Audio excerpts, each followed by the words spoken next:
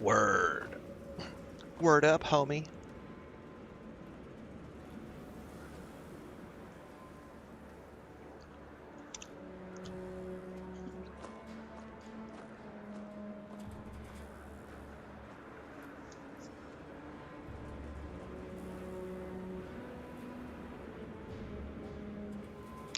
We are moving into the Starfield stream now. Which is number, I don't know what stream we're on now. 34? Stream 34. And we are into Terran Armada finally. We are going to be playing a little bit here this morning. Not a huge session, about 2 hours we'll be doing. And then I've got to head out and run a whole bunch of errands this morning. So we will see how the day goes. Oh, something I forgot to do before we started. I need to go publish this really quick.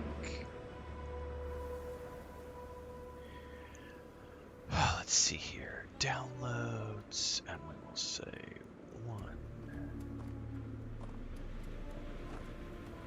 2.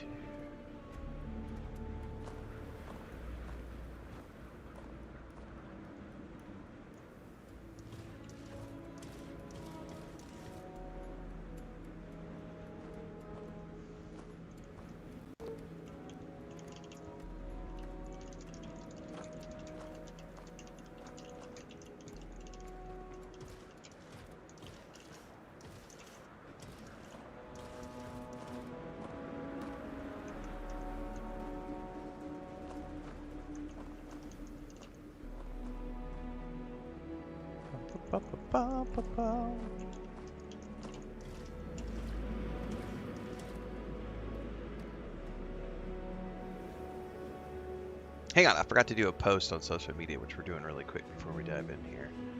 1, 2, 3, 4.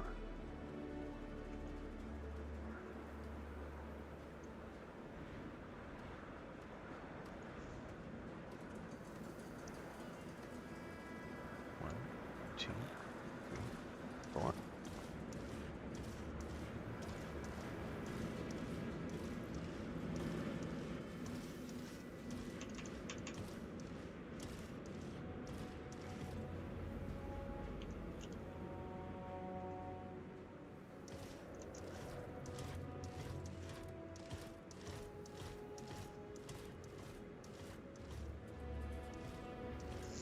Alright, I think that's done.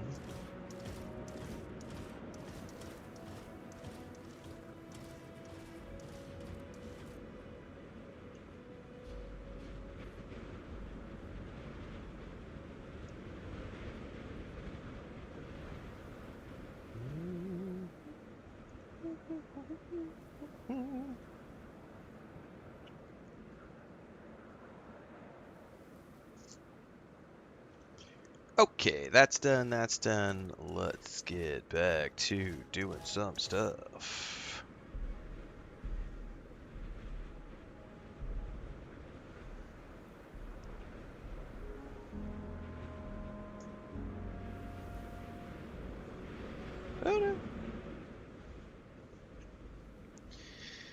So part of my office stuff is done, everybody. I've got I got my second USB device last night hooked up. I rearranged power cables. It still needs a deep clean. I'm getting some new dusting equipment and stuff ordered. We're going to be continuing to work on the office here, and I still am debating whether or not I'm changing the room around or leaving it on this wall, in which case I'm going to paint that green screen. We shall see.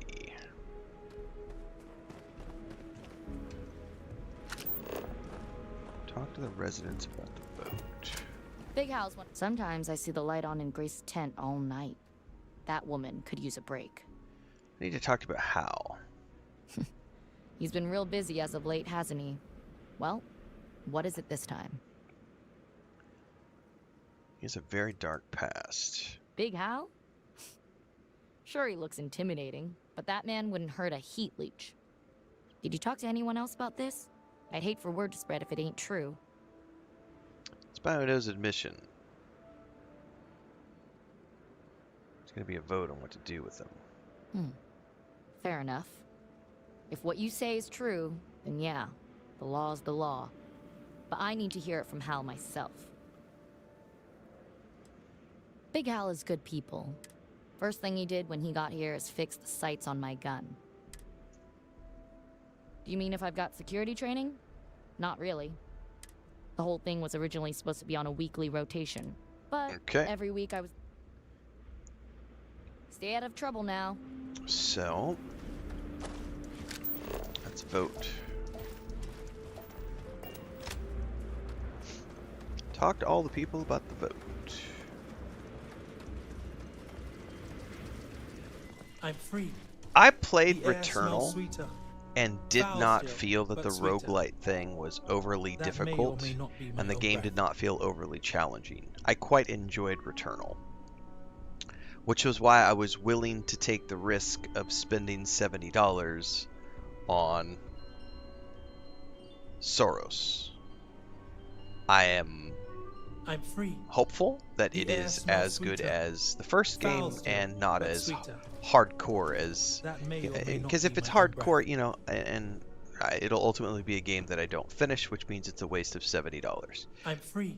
But I'm taking the risk because I did like Returnal. Foul still, but sweeter. I never finished Returnal. I got it when I got my PS5. It was one of the first games I got with my PS Plus subscription was Returnal, and I played it and I enjoyed it.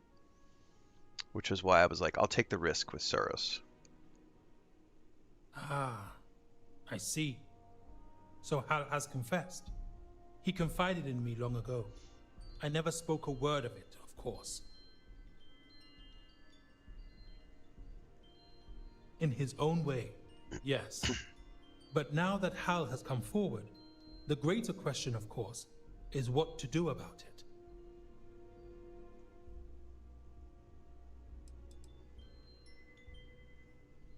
I shall, to the best of my meager abilities. Hal wants to be executed, but I wonder if that is what is right. But I digress. In closing, I will leave you with the words of Clarice Lispector. Who has not asked himself at some time or other, it was like am I a monster, 4 or 5 years ago. Or is this what it means to be a person? No, it wasn't. When did I first play that? Maybe 3 years ago? Something like that? I don't remember it being... Maybe I need to go back and rewatch my videos on it. But I don't remember it being... Like, I remember dying, but that was just part of, like, the story. So it never felt like I was being punished.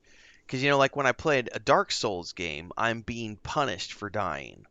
Whereas with roguelites like Hades or Returnal, like I'm not being punished for dying. It's just, it's literally part of the story. It's kind of like the movie with Tom Cruise and The Day After Tomorrow, I think is what it's called. Like the movie is his death loop, and he has to figure out how to get past the death loop. So, I think that as long as the story is served by the death loop, I personally am not against it. It's when it doesn't, like when I'm being asked to die for the sake of the game is challenging, that's when I lose the plot. Dark Souls, Elden Ring, stuff like that. But when it's like the story is like you die, you learn, it's a game mechanic, you get new abilities, you die, you get more story snippets, you die, you get more abilities. Like when it's part of that loop, it makes sense to me from a story perspective. I just got an update that said incursion moving.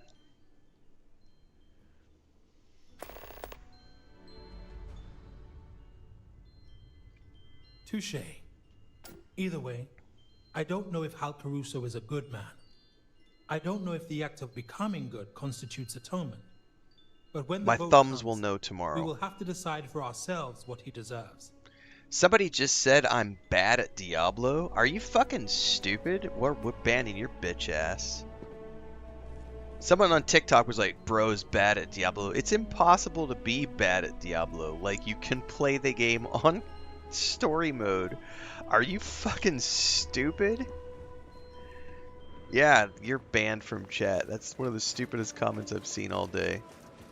Bro is bad at Diablo. You can't be bad at Diablo. It has a story mode, you fucking idiot.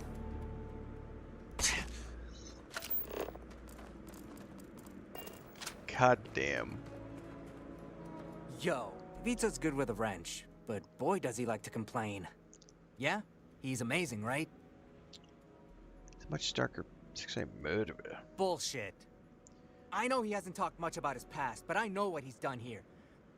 This outpost wouldn't be here without All him. of the sweaty There gamers must be seem to some think mistake. Suros is too easy. I haven't watched anybody's stuff at all. Well, we've got to vote for his freedom. There's no other vote to make.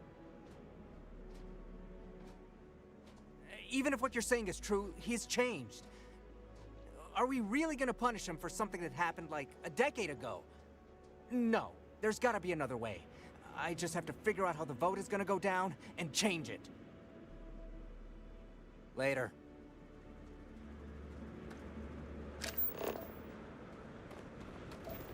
Why is it tracking an incursion and not this quest?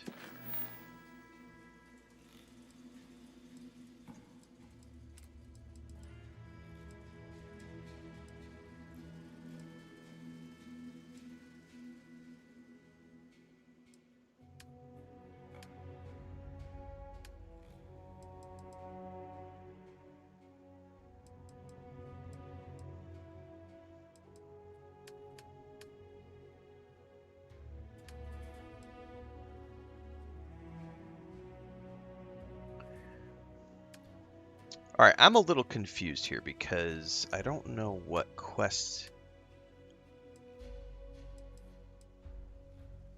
Here it is. Jesus. Okay. It was tracking other stuff and it was confusing me. Talk to the residents about the vote. Well, I have talked to all the residents, I think. What is it pointing me towards on my ship? Is he in the jail cell, maybe?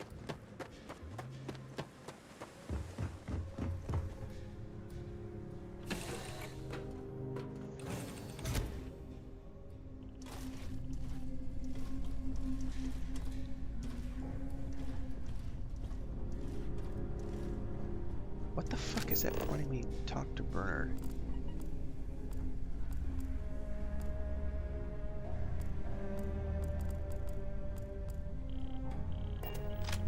So are there other...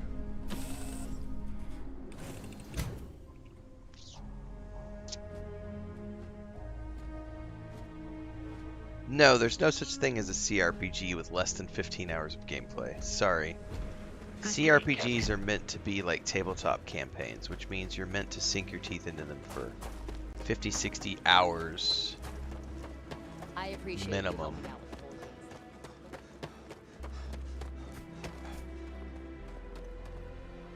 We had a deal straight. Good man. Works hard, keeps to himself.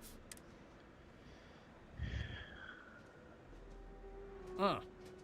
Doesn't surprise me. What does that have to do with me? Well, he's confessed to murder. There's going to be a vote. Well, if he's done something that serious, he should answer to the law. Still, based on his work ethic, he's a changed man. Exile might be the best option. Either way, I will do my own research and vote when I know enough. Good for you. Do widzenia.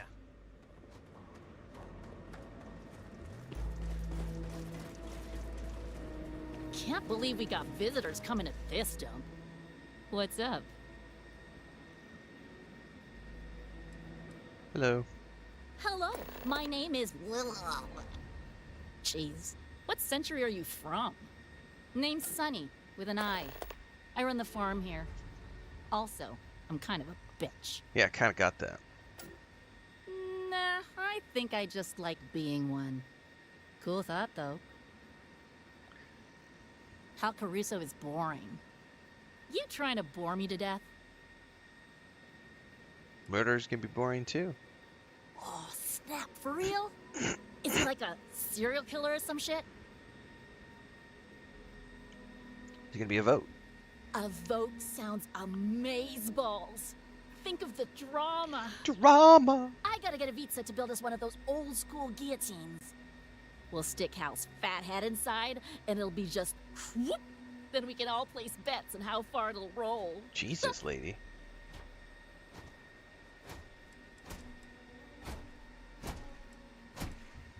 Yep. Slice them and dice them. I always do.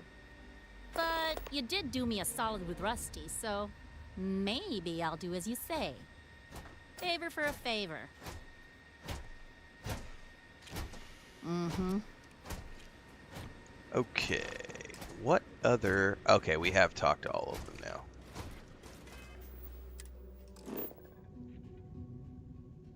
So it keeps defaulting me. That is an annoying little thing that this is doing. It keeps automatically shifting my quest to track the incursions. It's like, stop!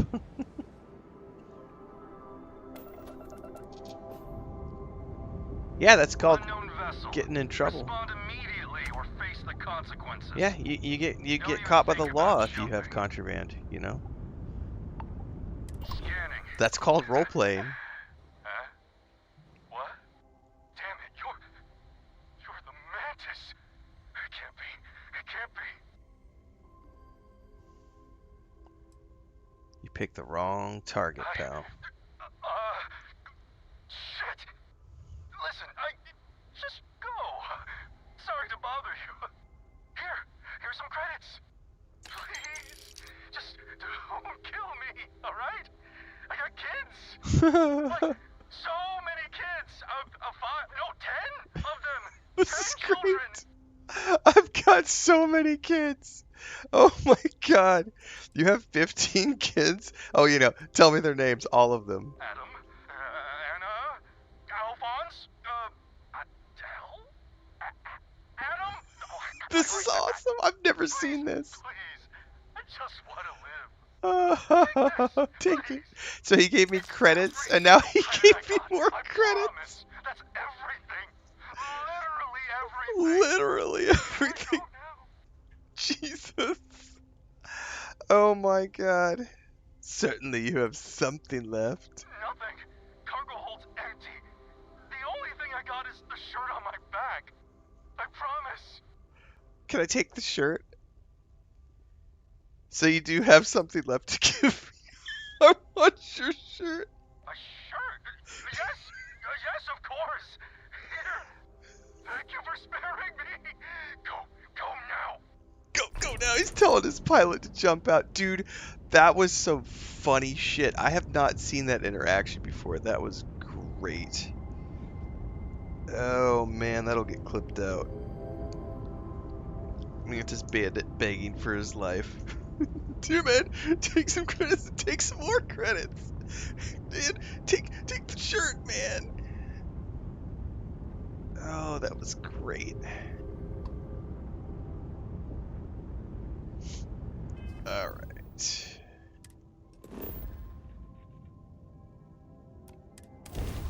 Yes, that was a Mantis thing. Yep. Well, it's Mantis, but I don't know if it's from the original Mantis or if it's based on like the new Mantis stuff. I don't know. I've never seen that one before.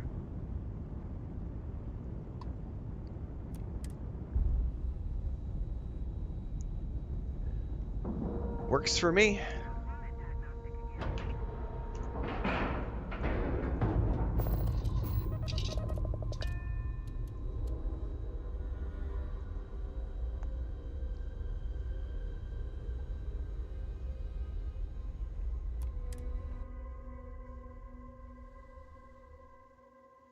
I don't pay attention to random planets, so can't answer that question. Must confer with Dr. Burrell.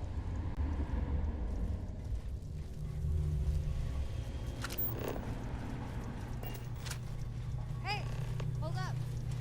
Or just ignore me. That's fine. I'd have better things to do too.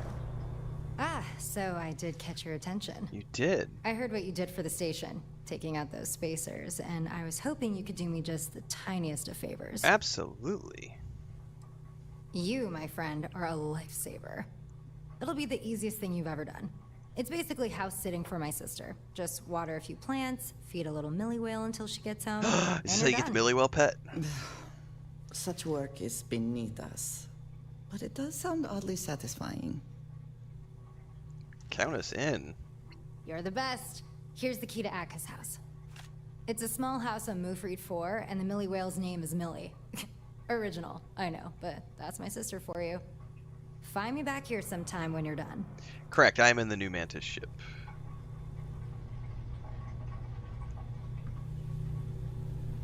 I don't know if I trust Maddie's pet robot.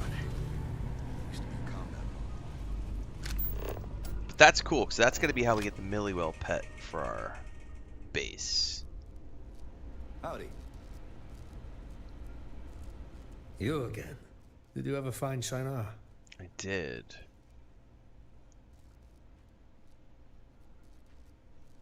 Yes. A lot of very good people were lost. Brilliant minds. And to think, the one responsible for the deaths is still roaming free. Technically, no. I did find him. There's a way to get closure. What? You found him? And how is he? Dead? Tortured? No! This isn't good enough for that man! He's going to confess to his crimes. The people who knew Babylon will decide his fate. Outsiders will not know the pain that man has caused. But I suppose that is why you are here. You want me to bear witness. Understood. Give me the coordinates, and I'll put the nail in his oversized coffin. That may not be how the vote goes down, buddy. Reformed? A scorpion like Hal Caruso will never change his nature. But I will tell him in person, thanks to you. Well, hopefully he doesn't, like, off the guy.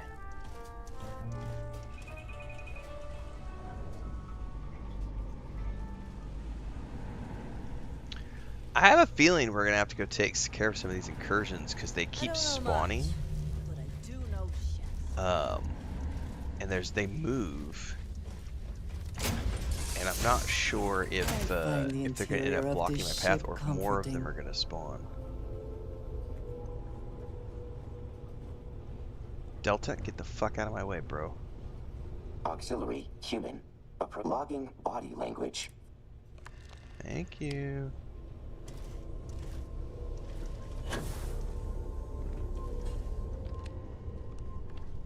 I should have just clicked straight to cockpit, but no, I misclicked.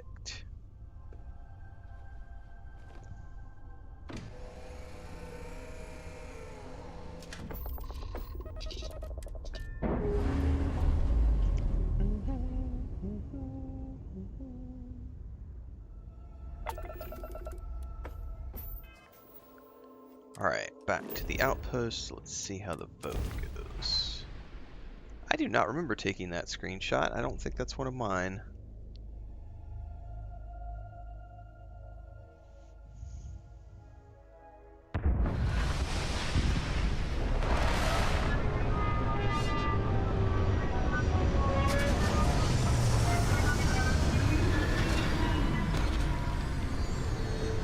Gray says even if you clear them, they spawn again. The next part of the actual main quest has you after 3 different ones. Nice. Captain, hello. I am satisfied to see that you... This isn't that simple.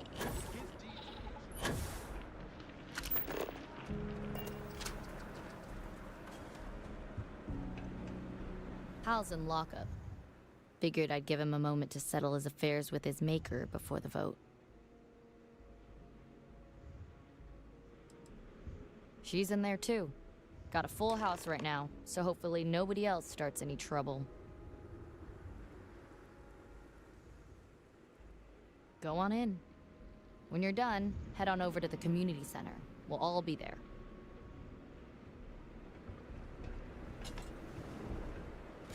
Oh, great serpent, who brings the shrouding, forgive this trespass. Guide me on this next journey, so that I may see the light and become promised once more.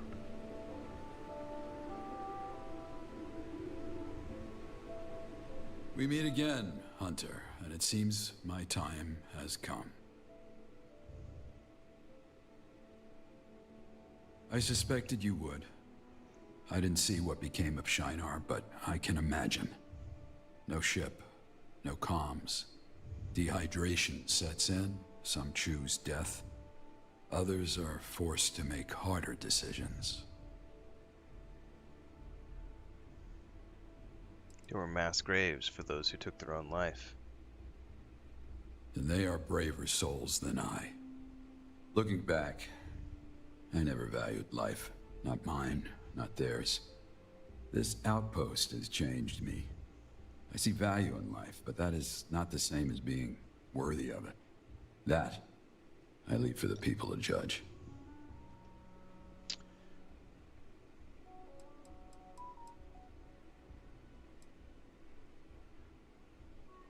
Why did you decide to help the folks here, and how did I know you won't discard them like the others? A fair question. I will say that everywhere I've been a prisoner.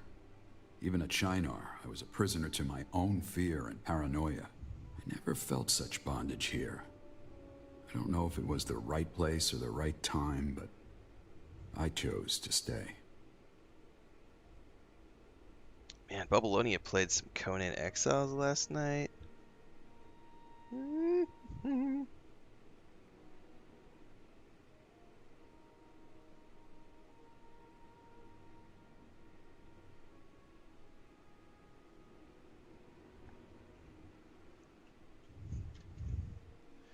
All right, it has to do just with the Mantis legend in general. It's not necessarily about the ship, says Gray. Awesome. Susanox says I would love glasses. I would love glasses too in this game. Like you can have them in like Fallout 76 and stuff. What's up, Samurai? Would you have come forward if I had never confronted you?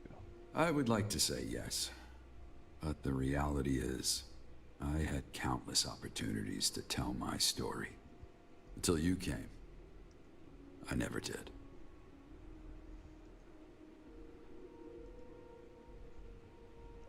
Do you think you have changed since Shinar? Changed? A man does not change who he is.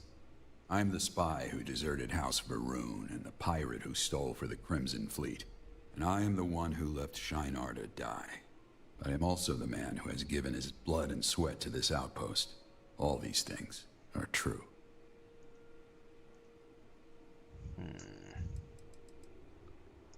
Until next we meet. There's still more I've conversation. spent my We'll see how the vote goes Indeed. down. When we first met, you seemed prepared to leave my fate to the others. Do you know how you will vote?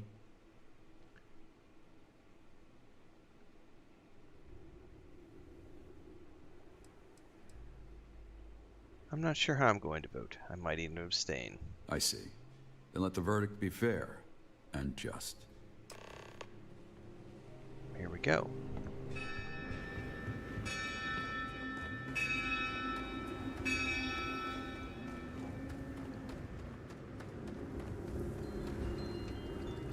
This is tiresome. Let's just be done with it. I'd love to see a hanging. If everyone is present, we can begin. All right, you've all had time to think this over. Many of you have talked to Hal and gotten his side. And I know some of you think we're rushing into this. But for the sake of the outpost, I'd like to resolve this now. On your ballot are 3 choices: execution, exile, or exoneration.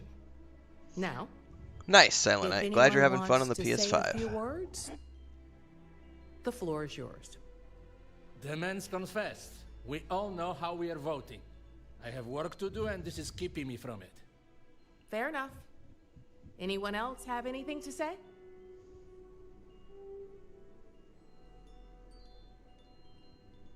If there are no more words, then it's time. Let's begin the vote.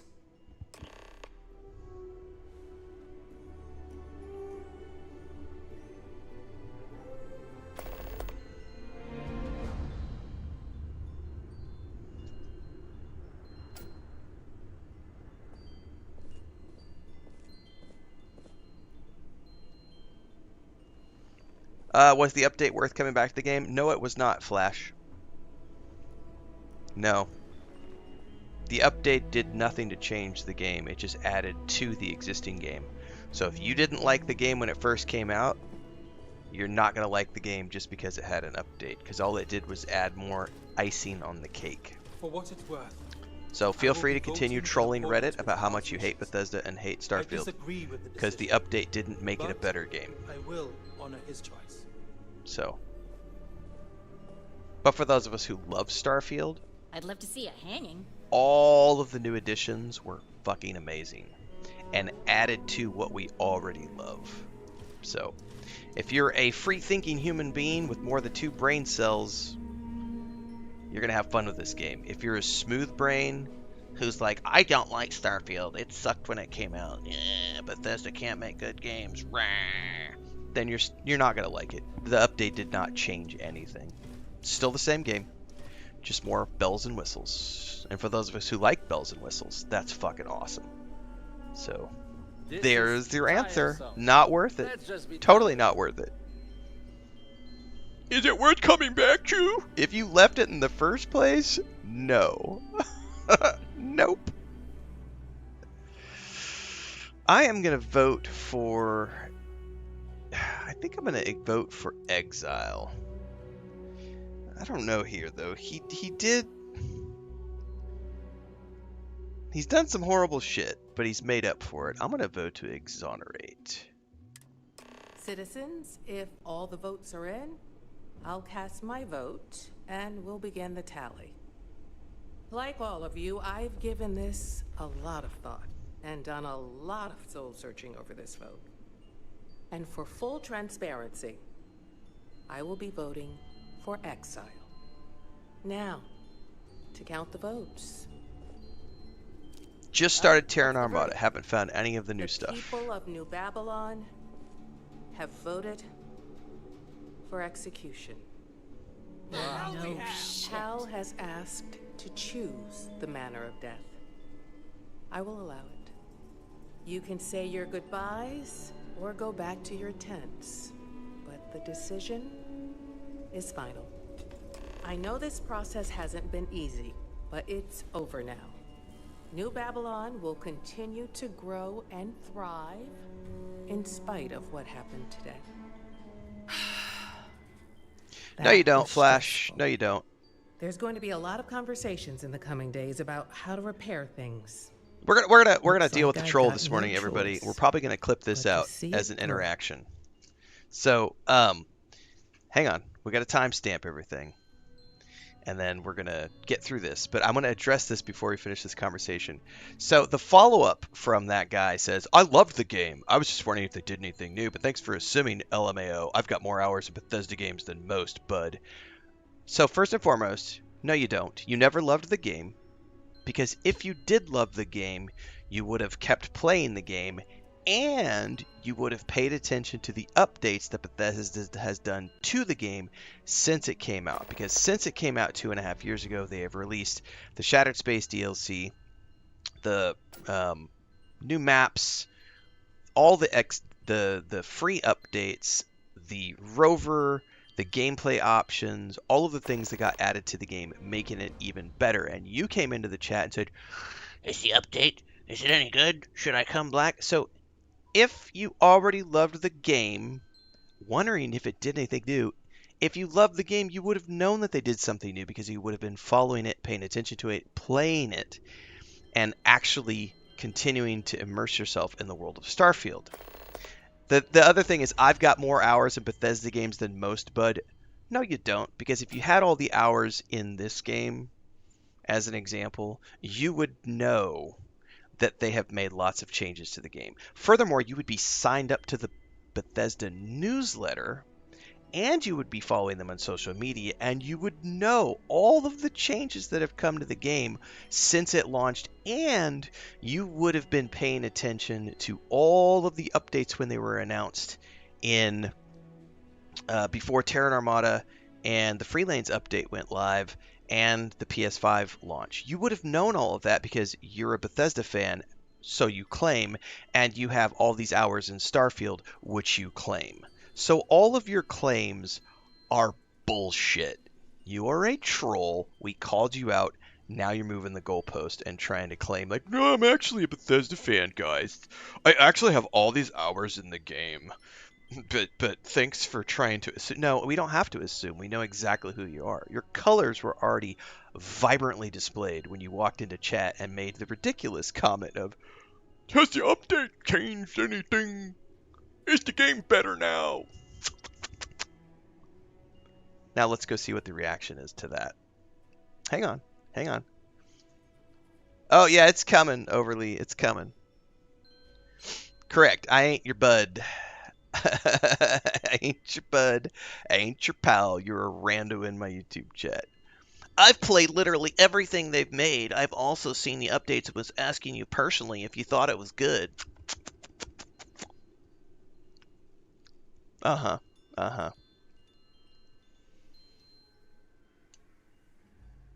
Got a Discord? I'll post hours. Uh-huh. Uh-huh. Sure you do, honey. Sure you do. Follow the links. So, this is a really interesting thing because you'll get a lot of these people who claim they're Bethesda fans.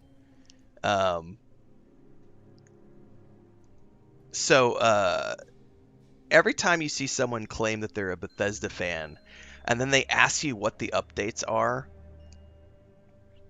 and it's like, how do you not know what the if you're a Bethesda fan and you play the games, and especially if you've played Starfield, and you know the game, and you've played the game like you say you do, I was hoping to talk to how you is it about that you don't know what the update Hal brought? said How if do you the know vote if it's shook out this how do way, you not he know if it's wanted good or not? you Furthermore, one why to are you do it. asking someone else for And their it makes opinion? If sense. you love Bethesda You're games not from here. and you love No Starfield, one will why the fuck resent are you you not if playing you're the it? one Why are you asking who gives someone them else their peace. opinion? Why did you...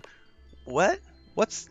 I'm smelling a troll here, because if you were a Bethesda fan, and if you had all of these hours, and if you actually liked the game, and if you had played the game like you said you did, then you would know all of these things, and you wouldn't be asking a random streamer on the internet about the game.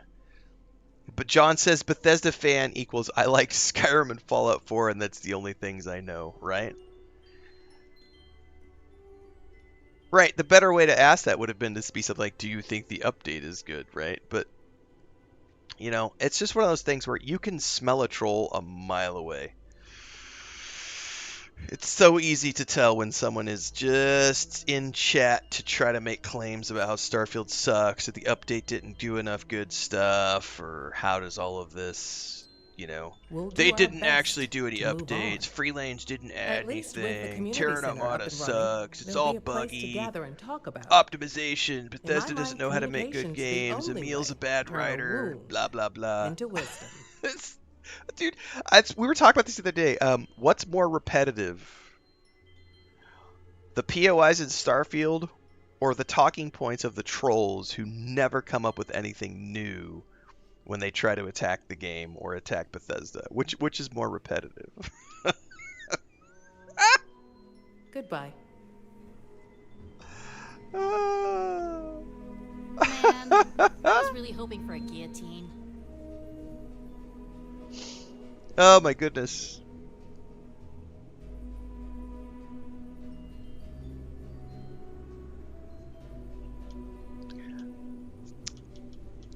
If it sucked, do you think I would be streaming it? I was really hoping for a guillotine. If it sucked, do you think I would be streaming this game? There's another question for you to answer. If it sucked, would I be streaming it? Who are you watching that plays games that they hate, or plays updates that they don't like?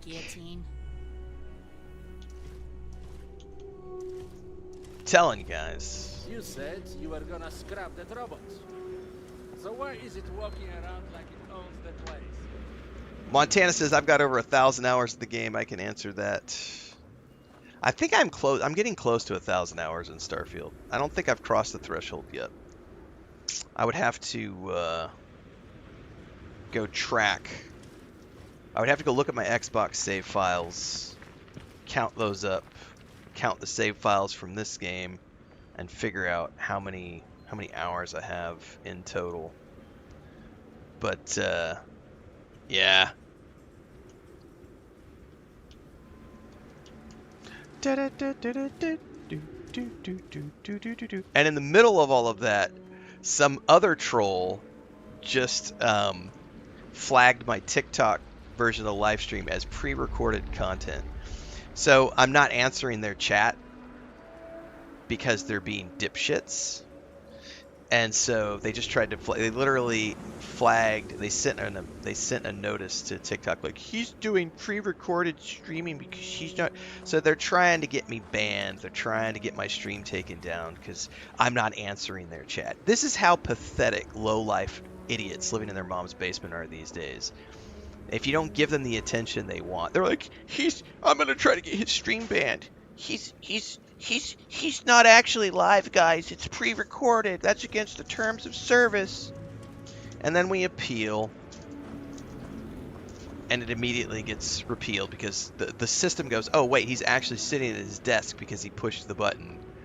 Duh, he's actually live. Anyway, kids. I dropped my notebook and all that. I gotta go find my page. John says, what if this is a pre-recorded excuse to trick us? I gotta timestamp this. This is 44 minutes.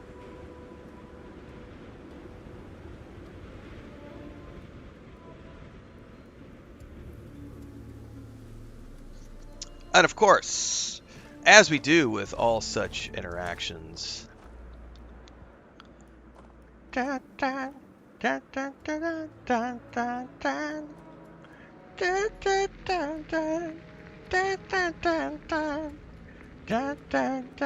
on.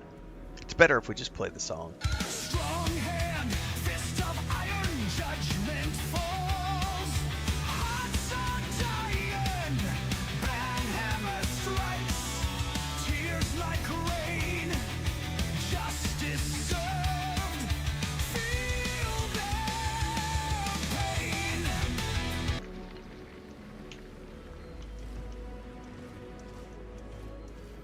Another one bites the dust.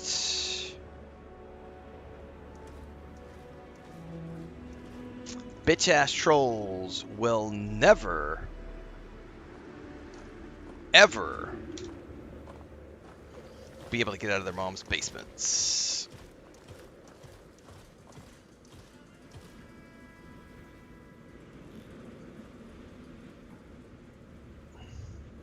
Do I respect the opinion of people who don't like Starfield but are continually salty about it? No, if you're 2.5 years into a game that you didn't like and you're still bitching about it and making content around it, you're a fucking loser.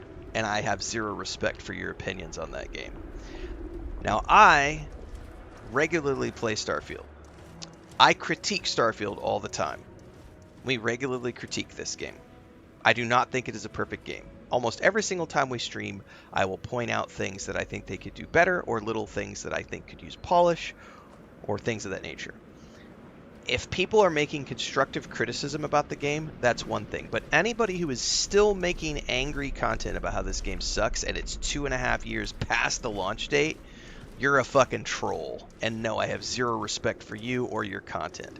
If you're a grifter who can't stop choking on Bethesda's dick even though you hate the taste of it, then no, I don't respect your opinion at all. Because the rest of us who play video games, if something doesn't work for us, we move on and we play other games, right? And we don't keep making content about this thing that we didn't like. I've never played Elden Ring. Don't want to play Elden Ring. I don't make content around Elden Ring. I don't tell people Elden Ring sucks, or that they shouldn't play it. I go play other games. So if you're still stuck in that rut of making content about how bad Starfield sucks or Bethesda sucks, and it's been 2.5 years, you are a fucking loser, and I have zero respect for you. Zero respect for those people at all. Move on. Grift something else. Peak Games said TikTok and Kick barely ever see anything ever worth a response on either. In what way, Peak Gamerbot? Expound upon what you mean by barely ever see anything worth a response on either. It's total gaslighting, DSM. My obviously confrontational comment was innocent. Why are you overreacting? They were looking for a reaction, and that's fine. I clipped them, and we will be pushing that video out onto YouTube later, and I will make a boatload of money off of it.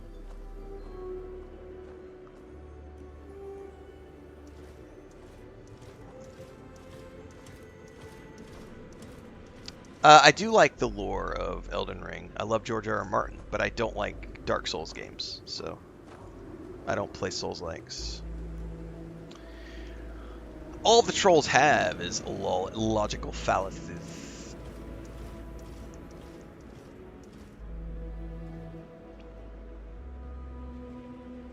It was just a prank, bro. It's just a joke. The joke is you, and you're living in your mom's basement. And the punchline is I'm going to make money off of your stupidity. You return. I trust the vote is done.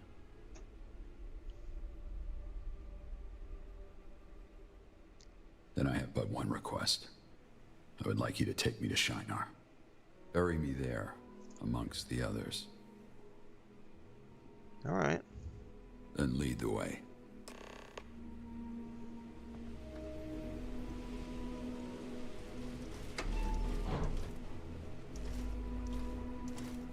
Is he actually going to follow me?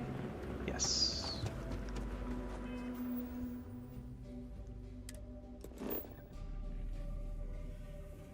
Oh, damn it. It's tracking the fucking excursion again. Stop tracking the excursions, damn it.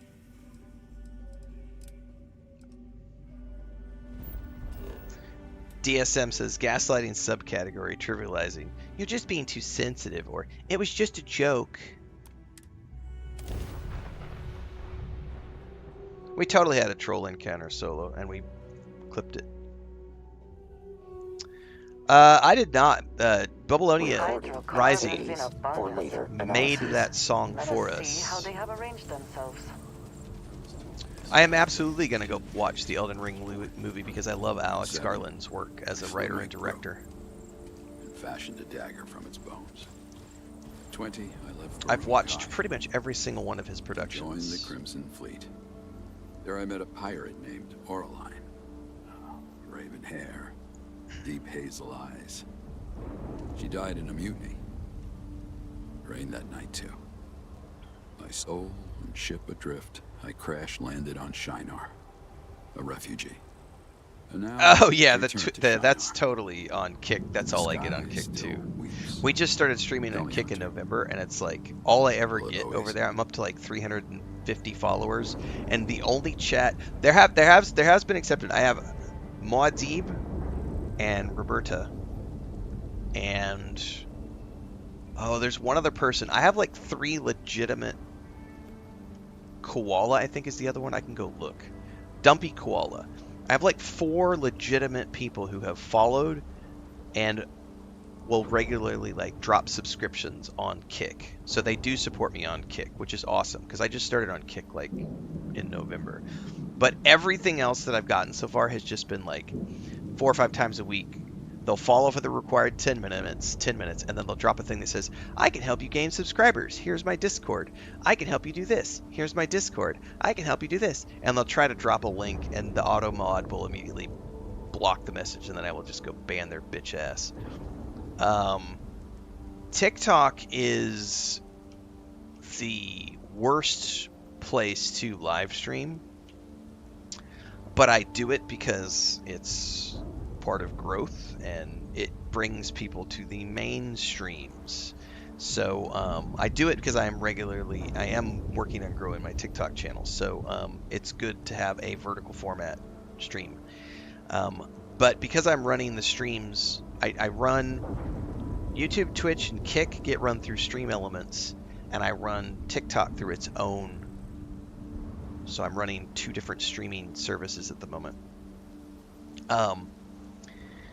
On YouTube, Twitch, and Kick, I can mandate that someone cannot leave a comment unless they are a follower for 10 minutes, right? So that's a way to keep the trolls out. You cannot do that on TikTok, but what I can do is on the TikTok chat, I can make it so that I don't even see people's comments unless they are a follower. So the only way I even get chat to show up over here in my chat log, on my chat window, the only way I even see the chat from TikTok is if they are following my TikTok account. 99% of trolls are never going to follow the account to leave a comment.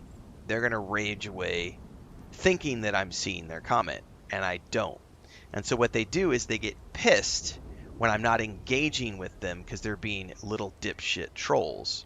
And so they're raging away, typing on their phone, calling this game trash or calling me an idiot, making fun of my receding hairline or my bald spot. They will say things like, you don't actually make any money with your 7 viewers, blah, blah, blah, blah, blah. They'll rage away in the comments, not realizing that I'm not seeing their commentary. And then when I don't respond to them, they'll get mad and click the button that says report this stream as pre-recorded content because this person's not engaging with me in the way that I want. I'm not getting the rage that I want out of this person. How dare they ignore me? I'm going to report this stream as pre-recorded content, which is hilarious because I get a pop-up as soon as that happens on TikTok. I literally be sitting here streaming and it'll say, no, I don't want that. It'll immediately say that, hey, someone, you just got this, your live stream is going to be suppressed because it's being reported that it's pre-recorded content. And all you do is click, no, it's not. I'm actually live. I'm appealing that. And like 10 seconds later, you get the automated thing back that says, oh, yeah, you're right. That person is actually live because they were sitting here and clicked the button. So it's just a funny thing. Yes, Solar Relic. All of their chat does contribute to the algorithm. So that's the best part about it, is they're raging into the void. All right, so I have to be the one to take care of this. Close your heads. Close your eyes, kids.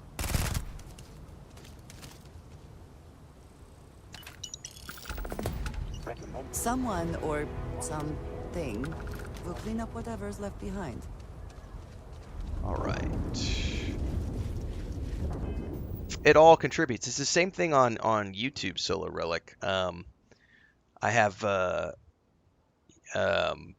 you can hide user from channel if they're being obnoxious little dipshits, and they don't know that they've been hid from the channel because they still see their comments, but you don't, and none of your followers do. And the only way they know is if they have a secondary account and they check the secondary account and they see that the comments from their main account aren't showing up. And then they'll get mad and they'll be like, Renfail deletes comments, and it's like, no, I don't. I just ban your bitch ass, block your bitch ass, and hide you from the channel, or I block you straight up. And in both cases, it just deletes your comments. So. Crimson Desert's great, Hefe, but it still has a lot of work ahead of it. I have like 100 hours in, and there's a bunch of videos on YouTube. And that's why, everybody, I have 2 lines of merch in the merch store that apply to this situation. Troll tiers fuel my retirement. You can get your t-shirts, coffee mugs, sweaters, and water bottles. And I also have thanks for the free engagement.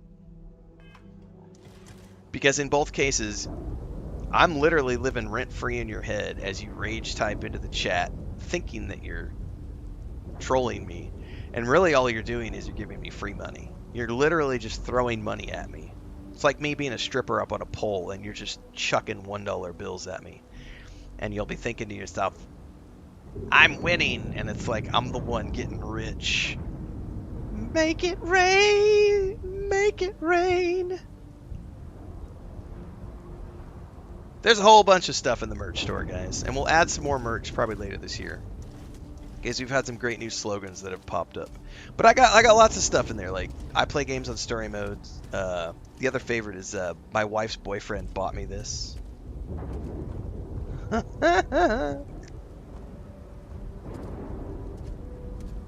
I will say, Dribrum, I logged into Crimson Desert last night to check out a couple things, and one thing I will approve that they did is they moved, you can go to the default, one of the controls things they've done is they moved, instead of using the square button to pick up everything and also jump, you actually have the ability to have the triangle button be pick up everything and the square button for jump. And that, I was running around yesterday like picking stuff up and going, oh my god, I'm not jumping while I try to pick shit up. This is such an improvement.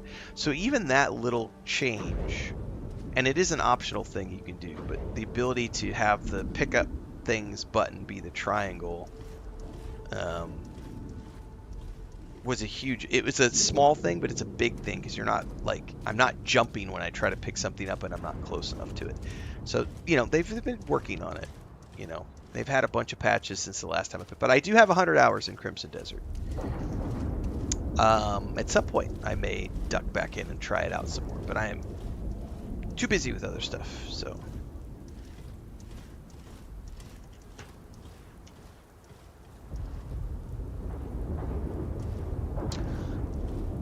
Yeah, I think solid would be the best way to say it, Hefe. Like, I wouldn't call it the best game I've ever played, that's for sure. I definitely don't think it's Game of the Year contender.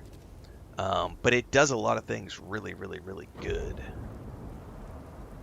By the way, as much as I love Starfield, I don't consider Starfield Game of the Year contender. Think about that for a moment, guys. Like, I love this game, but I don't even consider this a Game of the Year contender. It's just a really fun RPG because I like science fiction. I don't know. Their control scheme for me was not ideal. But I do love, I did have quite a good time in Crimson Desert. Billy Nielsen says, I've never played Starfield. Definitely want to check it out. Well, do so. The only thing stopping you from playing is you.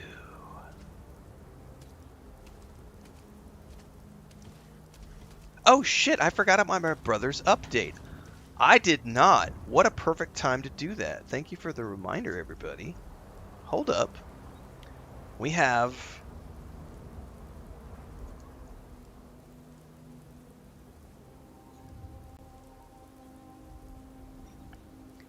Where are we at? We're at 1 hour. So for those of you who have not been following along, my brother has been playing Baldur's Gate 3 with his friends from grade school. They all are in their early 30s. They've all got kids.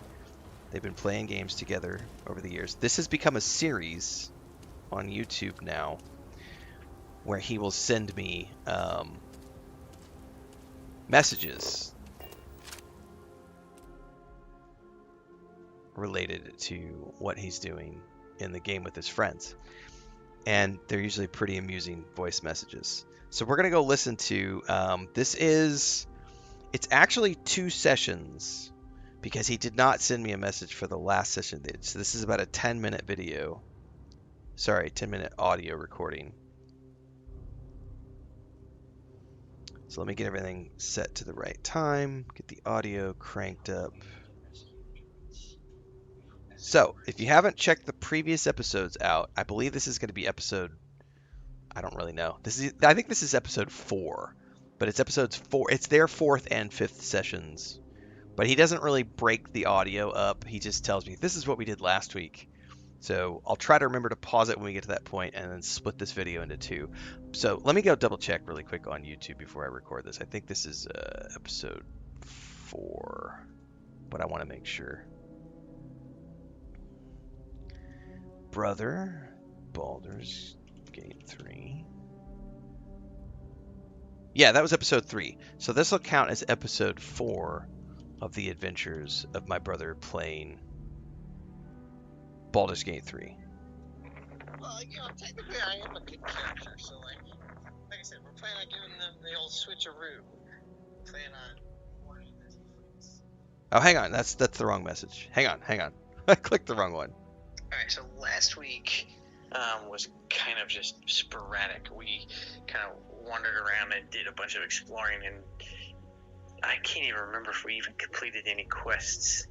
I mean, we did a couple things, like quest line stuff, but we ended up going to this place that got attacked by goblins and drow and a whole bunch of other stuff, right? And it was burned to the ground. And we rescued a bunch of villagers and ended up figuring out Will's dad was he like the mayor or whatever? I can't remember the name of that place. Duke.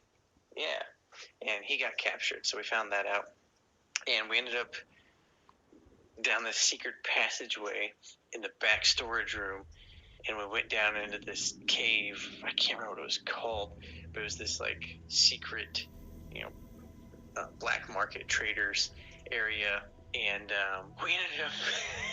Turns out, a cart that we had discovered earlier had something of theirs that they wanted. Well, the rogue, since they have the highest charisma in the group, which is me, gets sent all the items to sell. And when I was at the vendor, I was like, I don't know what this is. I sold it. And so fast forward to then where we were at in the black market, trading people's post underground. I can't remember what it was called now. There's so many names, I can't keep track of it all. Ended up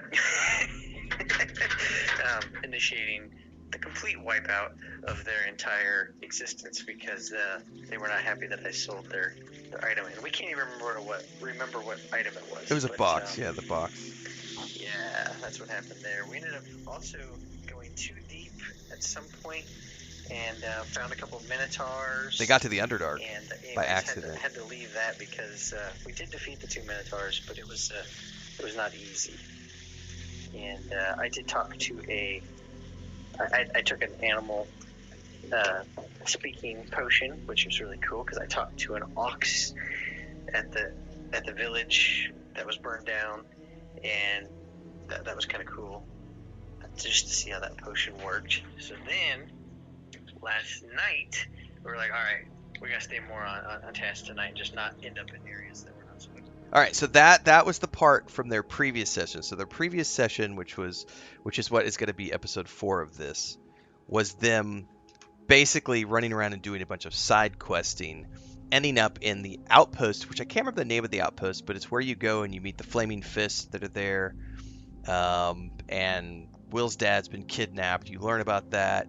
That whole encampment, you can have the guy whose fiance died. You can find the wedding ring. You can talk to the cow. You go underground and find I can't remember the name of the Thieves Guild. It's not the Thieves Guild, but the guys who, if you found the box in the cave, you could take them the box. But he didn't have the box because he sold it because he didn't know. There's a follow-up message he sent me later, which I'll just refer to here in this part of the video.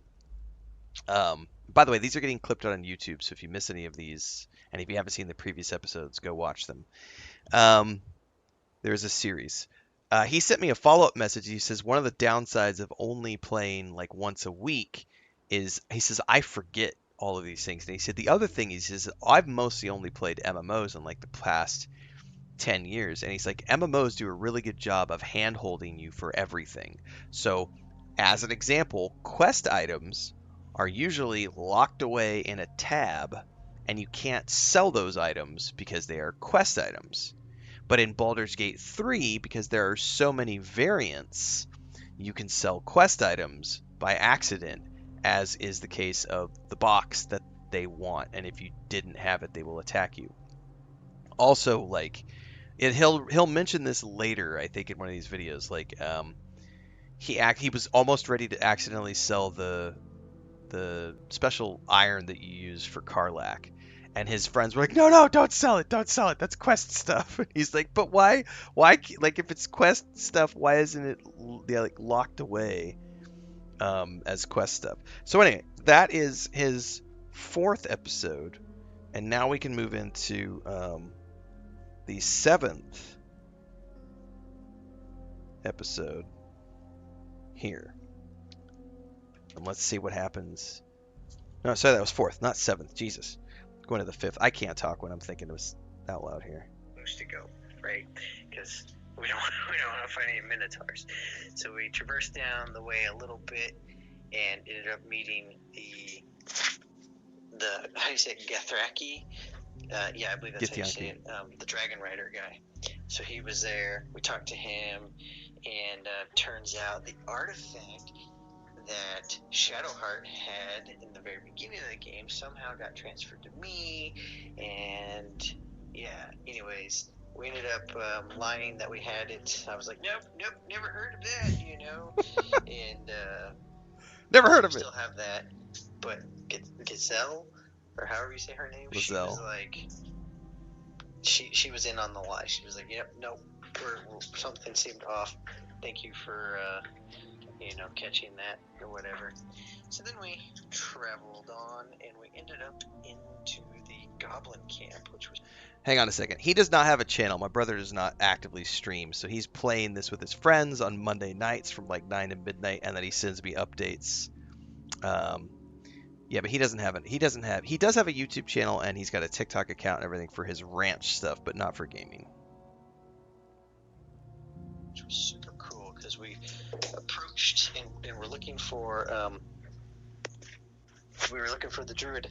What was his name? Halson, right? yeah. Yeah, Halson. And so ended up at the Goblin camp, and upon entry, of course, the guards are like, "Hey, you can't. Why are you here?" And I passed all my checks and convinced them that I was supposed to go talk to the higher up big boss guys. And he was like, okay, well, that's cool, but in order to get through, there's a big party going on, you need to blend in. So why don't you take some of that poo and smear it all over your face? And so then I made a work shit acrobatics, or no, yeah, I think it was acrobatics check, actually, against picking up the poop and throwing it at Joaquin's his face, Rest, thank you, yes. I succeeded smashingly and threw poo all in his face and blinded him, which of course initiated combat. We wiped that little group out, proceeded on in to the main area where the big party was going on. We talked to some other goblins and drow along the way, but none of them were very friendly. Ended up in the main area where the party was going on, where I proceeded to lose 300 coin due to my arrogance trying to do the chicken chase or chicken run. I believe they called it the chicken chase. It's chicken chasing. Which it wasn't a chicken, it was an owlbear cub. So that was fun. Drank an talked to animals potion, and spoke to the owlbear cub, and told him that once we took care of the goblins, we would, of course, meet him back at camp. So that was kind of cool. Then we passed the big. By the way, I've not spoiled anything about the owlbear for him, so he doesn't know yet that like the owlbear could become a companion later on and all this other stuff. But I am glad that he at least got to the point where he's able to tell the owlbear meet us back at the camp. That's cool. Was he an ogre or troll? I think it's an ogre that's guarding the door, yeah. I just walked right past him, and he was like, you can't go inside, the party's out here. And then I literally just opened the door, went inside, which then, of course, they question you, and they tell you, you can't go any further. And I convinced them that I needed to go speak with the priestess lady, the goblin. There again, don't remember her name. I don't remember the the one name that's of the branding goblin everybody. shaman They're like, either. okay, well, have fun. You'll really like it when she brands you, and she was right in the dead middle. Went and talked to her, and we ended up linking, of course, because she too has a tadpole, and ended up back at her little study area because she was going to help me with my brainworm. And of course, I chose to trust this random goblin that I just met.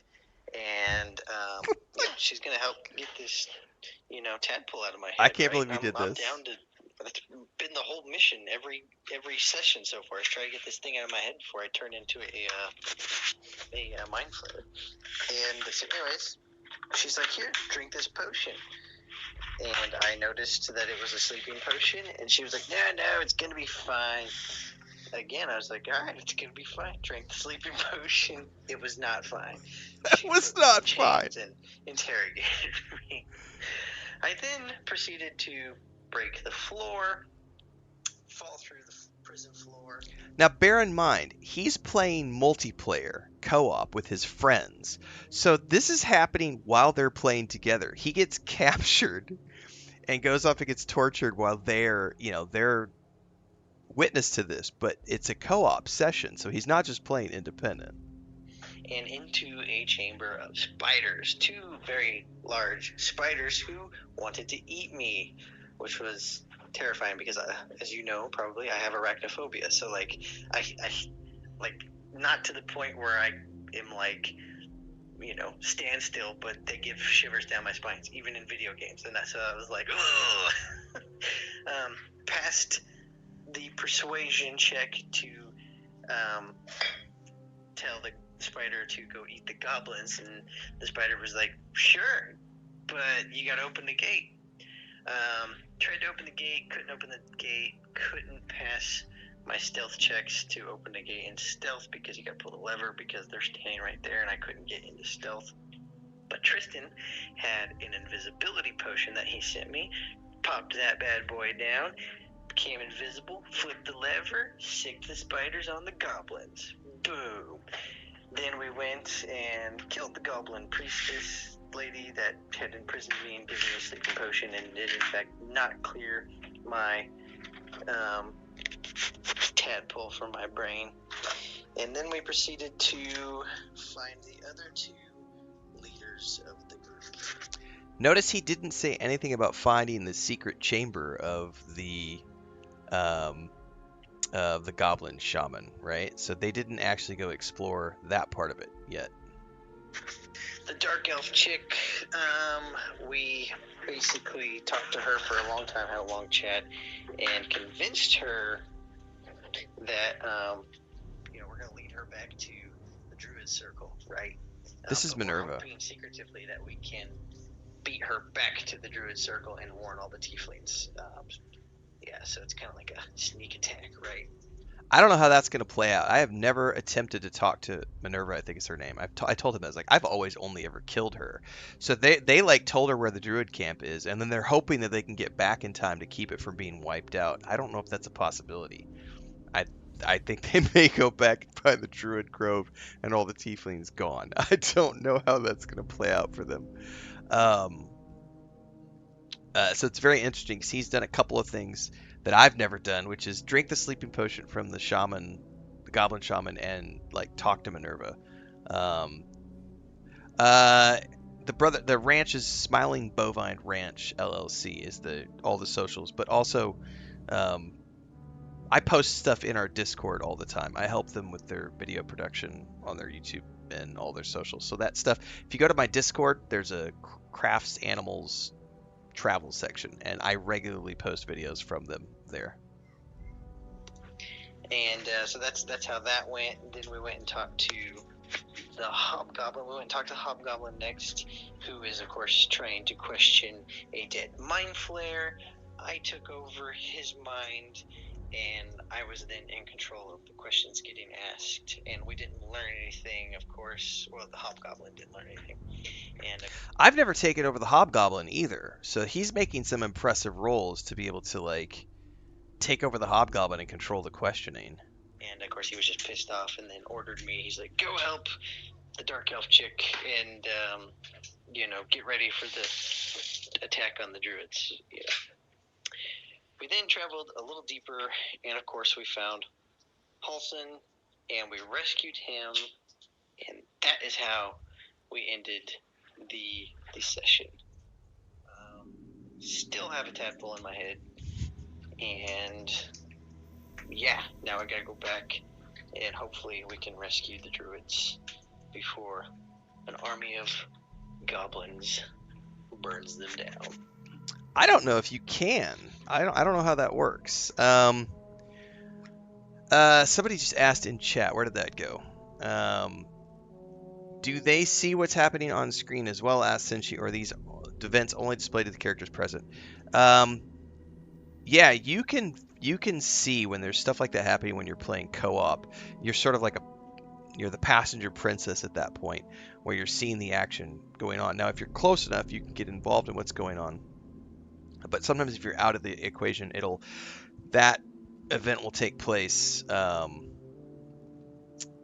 least that's how I remember it, unless they've changed how co-op works. But there were also, I remember, because when the game first launched, I actually, if I'm not mistaken, Senshi, and I haven't played multiplayer Baldur's Gate 3 in a very long time. If I remember correctly, there is an option that you toggle in the settings for multiplayer about whether or not you want party members to be a part of those types of events. So you can play the game in a way so that everybody's there and watching the event take place, or I believe you can, and correct me if I'm wrong, somebody in chat if you know better than me, because I haven't played multiplayer in a while, but I remember this being a thing where you could have it set that way, or you could choose to toggle it off to where that everybody's independently, so they could be over here adventuring and not even know what's going on with this other person unless you're communicating in Discord that this is happening. So I don't know what options they've got toggled. I would need to go look at that again, because I actually don't remember how that works. I remember there being a toggle. But that is the latest adventures in my brother's Baldur's Gate 3 sessions. 2 episodes there back to back that he got me caught up on. Make sure to follow along with the other episodes if you've missed any of their adventures. It's very amusing to me, but also just to see the things that I've never done before.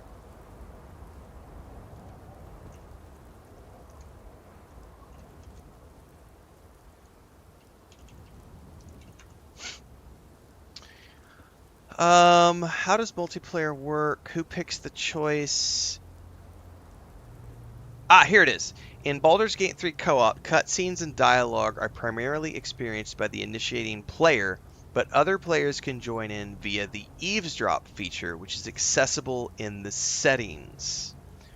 If this is off, players will be split up, leading to independent conversations. Romance scenes are generally private by default, although they can be shared. You can watch other dialogue, and there can be voting available on certain decisions. But it is an option that you have to turn on. The eavesdropping is an option to listen in. And then you can vote on... I do remember the voting, too. You can vote on conversation options as well. But otherwise, like, if you don't have the eavesdropping on... thanks for that thanks for joining as a guild captain on YouTube, Senshi. If you don't have the eavesdropping turned on, like, I actually need to ask my brother if they've got that turned on or off, because you can have independent interactions, and like, so you could go off and do something, and your party members would have no clue that you went and did the thing. So you could like have a complete interaction, start a quest, like complete a quest with a weird, objective or whatever, do something evil, and your party members would never even know because they're not privy to that unless they are paying attention.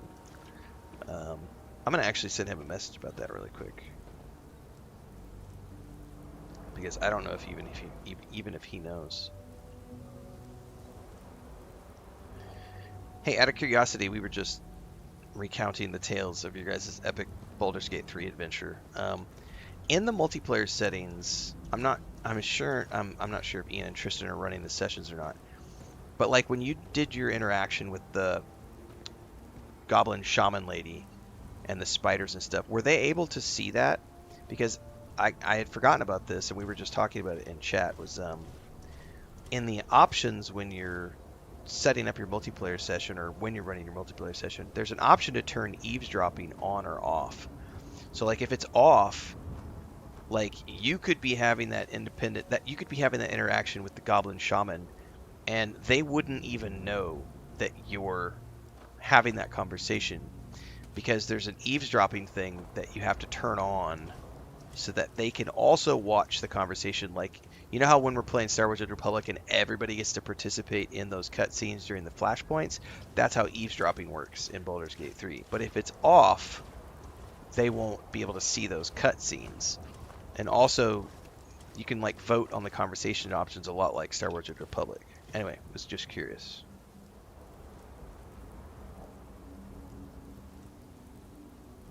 Because I don't know if it's on by default or not.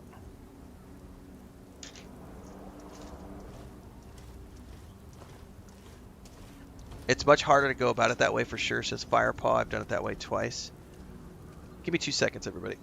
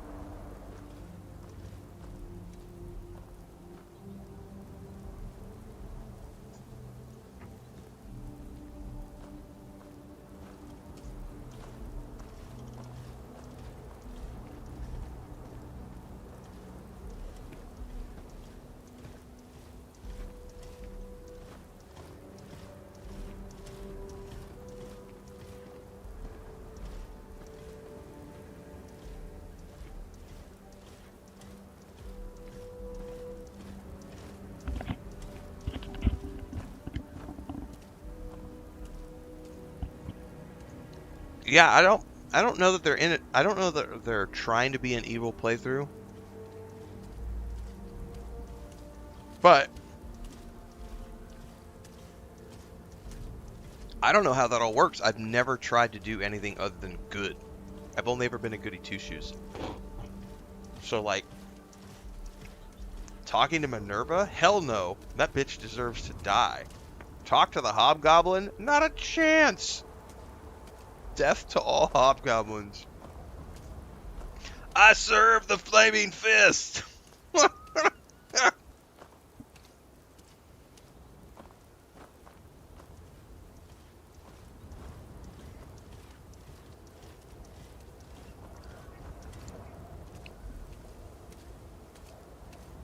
Oh, he did see the message. We'll see what if he responds. But he's seen it.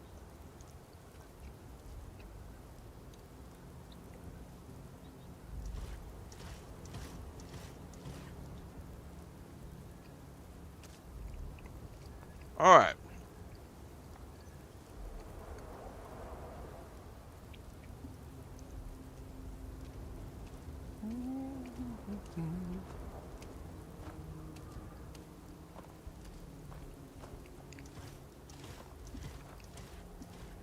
I hope they make it all the way through, but that's a big-ass game. Those guys usually make it 3 or 4 months into a playthrough before they burn out. Or get busy with life. So...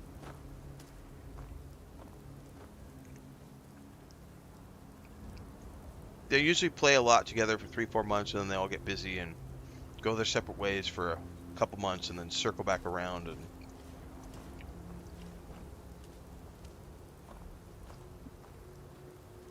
we will see how far they get.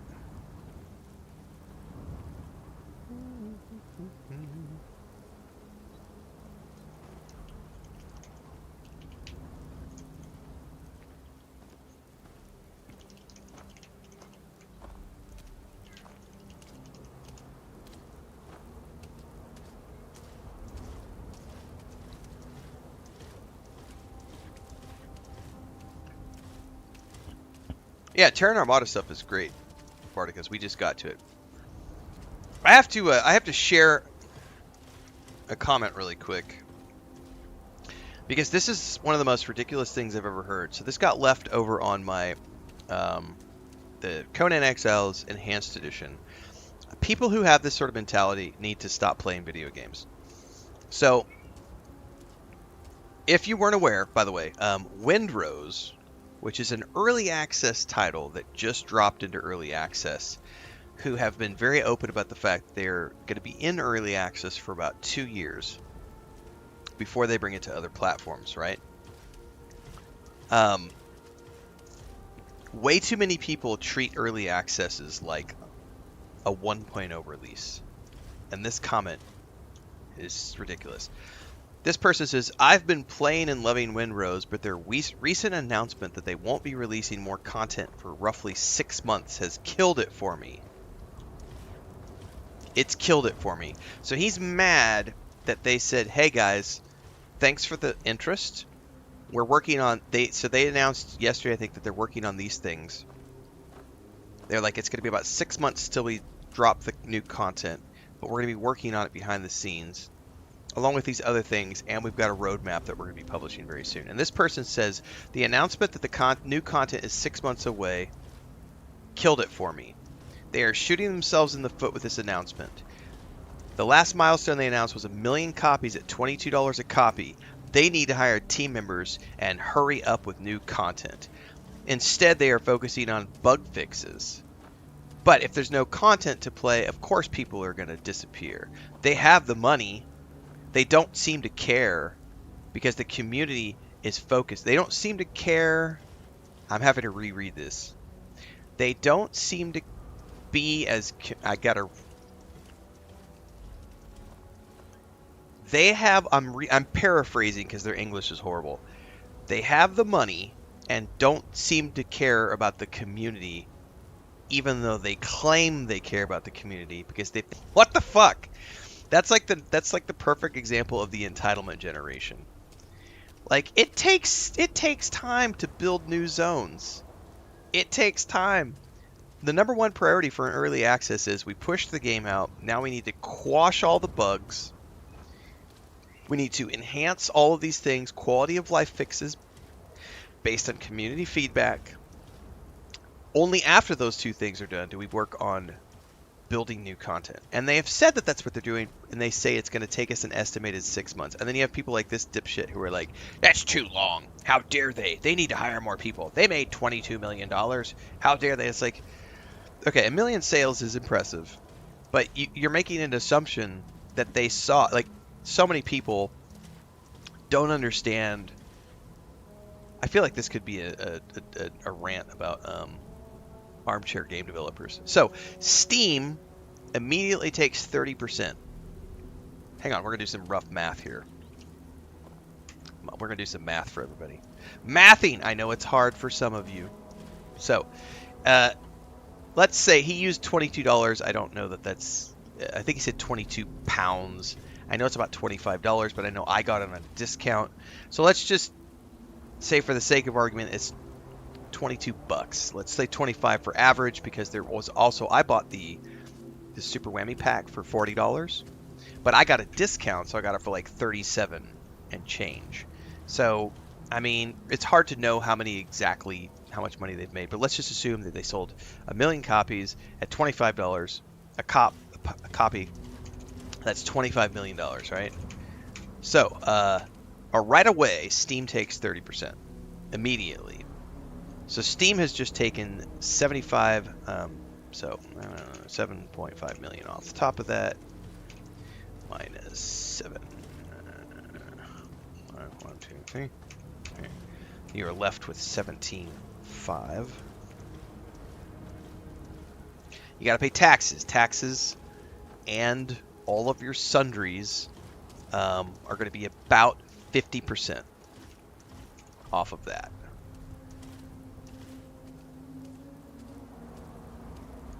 So you're going to take another 8.75 off that. So you're left with 8.75. Now out of that, you need to pay legal, licensing,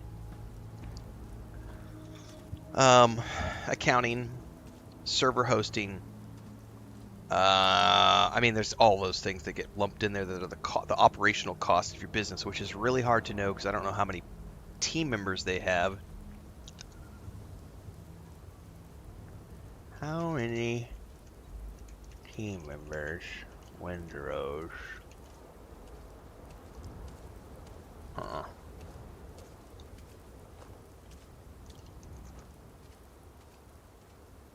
Approximately 60 people is how many people are employed by the company, which is based in Uzbekistan. So definitely are not going to have the same payroll as a US-based team would have. I would have no clue off the top of my head what the going rate is for Uzbekistan, but let's assume it's like 40 grand.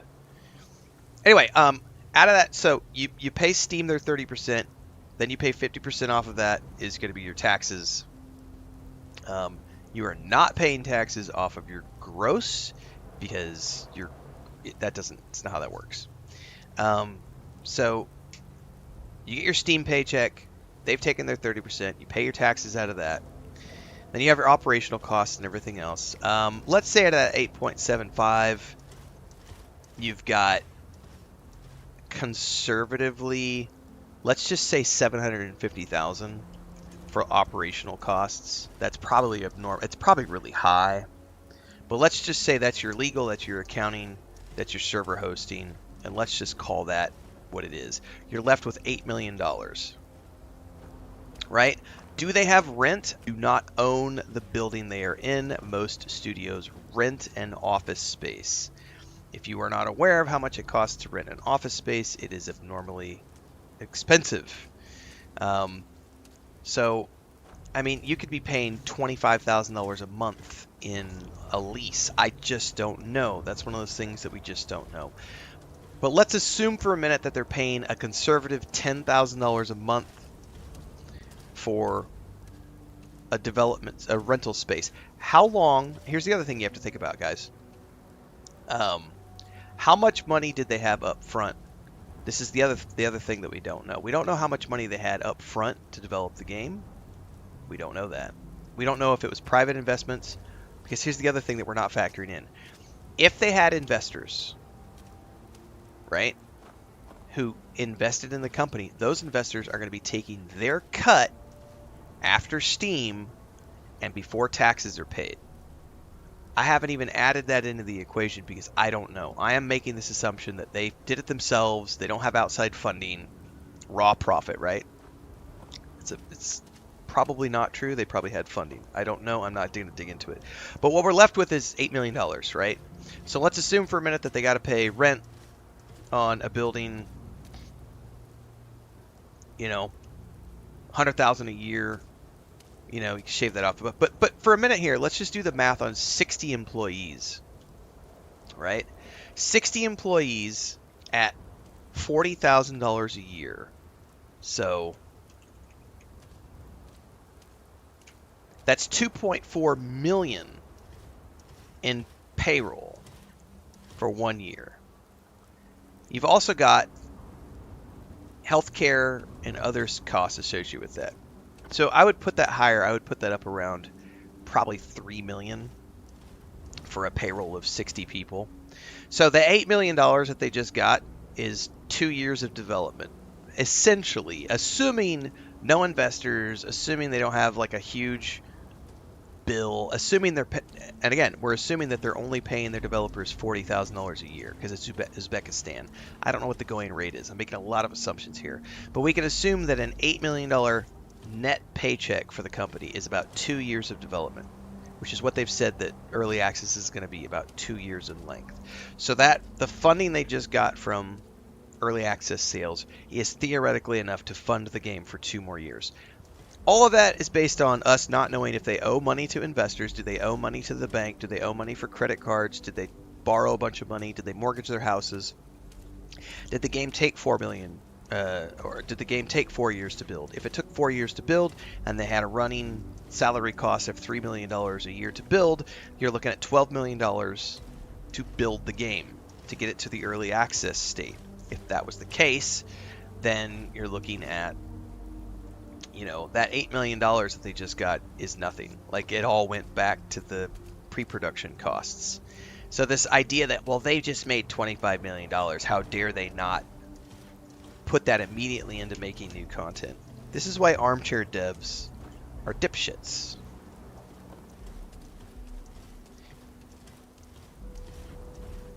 And by the way, my math is not very accurate, because again, I don't know so many things. I don't know, do they have investors? Do they have a publisher? Because a publisher is generally, here's how a publishing works for those who don't know. A publisher is going to come in and say, well, we're going to front the money for the 4-year development cost, but when the game goes on sale, we're going to take 100% of the net profits until we recoup the investment costs that we put into publishing your game and developing your game. And then we're going to take 1.5 times, you know, and generally what it'll say is we want to recoup our losses and we want to return. So we want to recoup our, not our losses, we want to recoup our expenses plus get a return. So it'll generally do something like, we want 100% of the revenue until we have recouped our investment costs, our production costs. Once we have recouped our investment costs, we then want 50% of the revenue until such time as we have made 1.5 times our initial investment. And after that, we then want an ongoing, perpetual 15% or 30% or whatever it is forever, because we were the ones who helped you get that game to the finish line. That's how a generic publishing deal looks. That's independent from taxes and everything else. So if they have a $12 million debt to a publisher, I don't know that they do, guys. I'm doing some very generic armchair development math for the smooth brains out there, you know. So I don't know. I don't know if they had investors. I don't know anything. But the assumption that just because they made 1 million sales that they're somehow flush with money and should just immediately turn around and hire more devs to make more content as quickly as possible, that is one of the most ignorant statements I have seen in a while.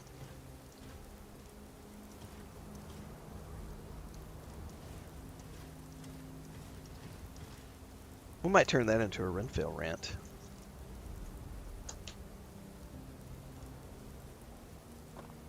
Normies out of the age of 40.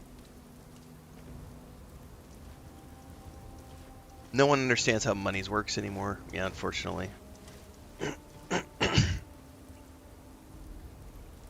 Correct, and that's all assuming that everything went perfect. Is there any point that devs are no longer in debt with investors? Yeah, if you're wildly successful. It's no different than... that's how the publishing deals work with bands.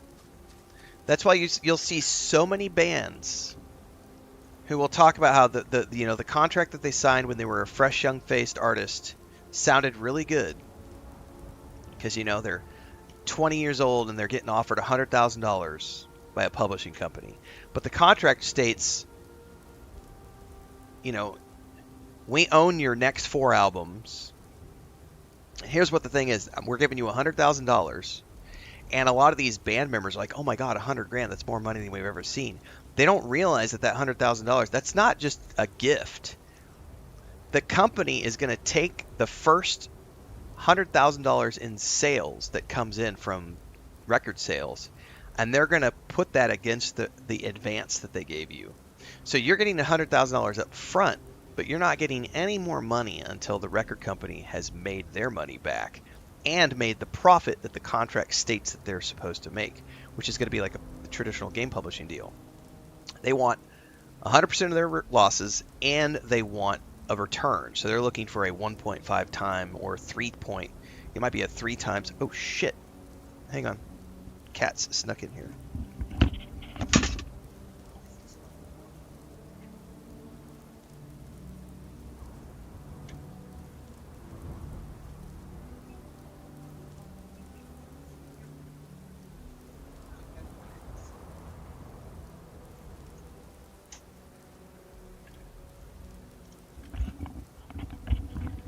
gonna have to work on that. I'm gonna have to work on my office door. It did not close again, and I had a cat in here, and poor Blanca is like freaking out. She's like, somebody came in here to attack me. Anyway, there is a point, but you have to sell an assload of copies, like, and if you look at most record deals with like bands, they immediately try to get out from underneath the major publisher after they've completed their contract, because you might go on the road, but like if they own your publishing, you're literally just making albums for them, and then you're going on the road and you're making them millions of dollars, and yeah, you're getting to make a living as a musician. Hi, sweetheart.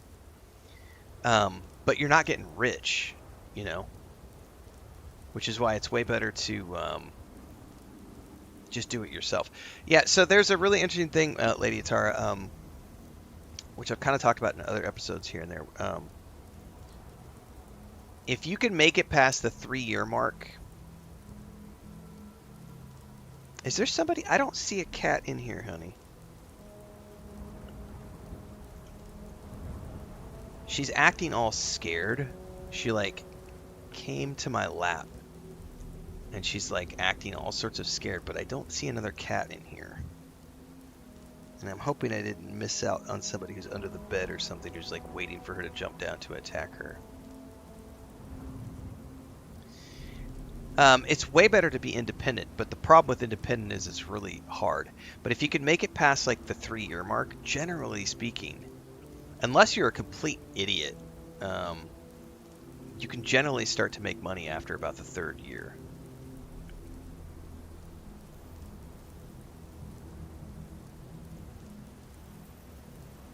But there are plenty of examples of idiots who still can't make it work even after the 3-year mark. I think she totally got scared and she thinks she's being stalked right now. It is good to be back in our own show.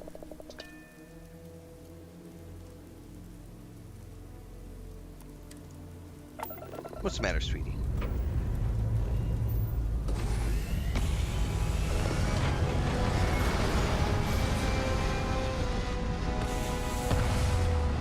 Did you get scared?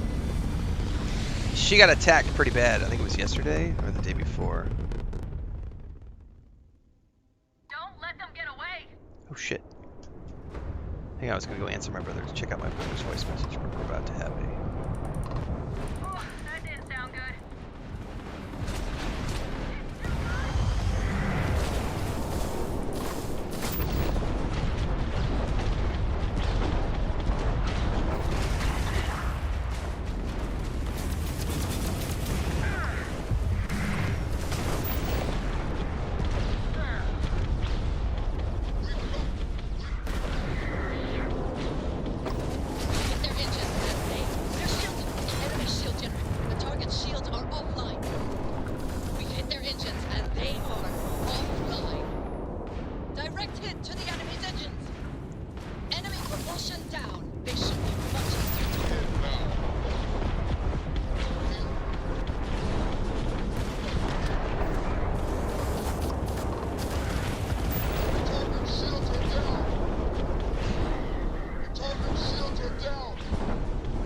I don't think there's anybody that's in here. I think you're okay. They're vulnerable. We've locked up their shields. Enemy shields are down. She is not leaving Daddy's lap right now. Enemy has lost their grab drive. We've taken out their grab drive.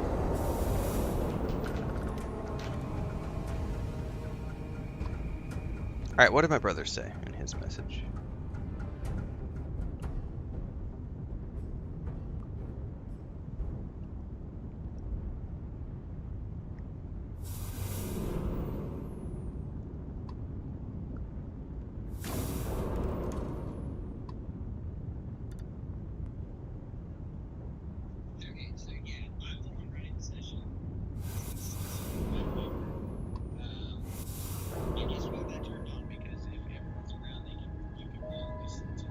Oh, so he does have the eavesdropping turned on.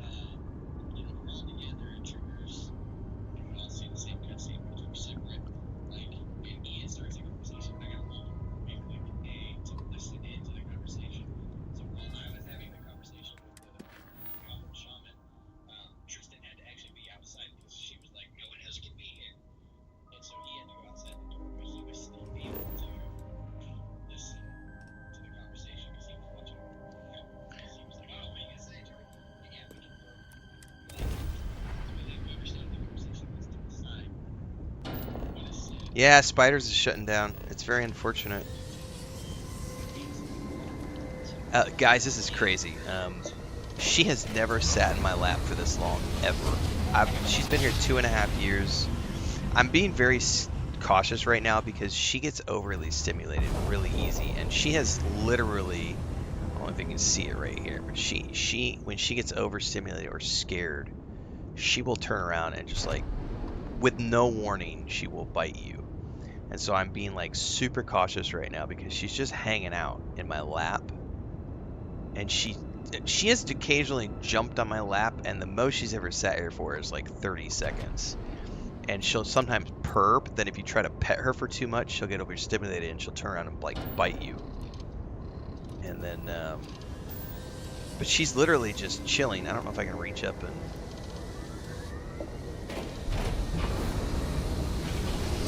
I'm worried about my left hand here because if she gets overstimulated. Oh, there she went. Oh, she literally just jumped up on the desk to grab my foamies. Get down, sweetheart. You're gonna be okay. Nobody's coming to get you. You gonna go back to your bed? Alright. She got attacked pretty bad. I think it was yesterday morning, the day before yesterday. She was on top of the fridge, and Frodo managed to push the container to the catio door open and got inside and found her on top of the fridge and caught her in a dead sleep and just beat the shit out of her, and they knocked the window off, and I had to fix the screen window, and ugh. Go ahead. Alright. I have to do piracy for this, I think.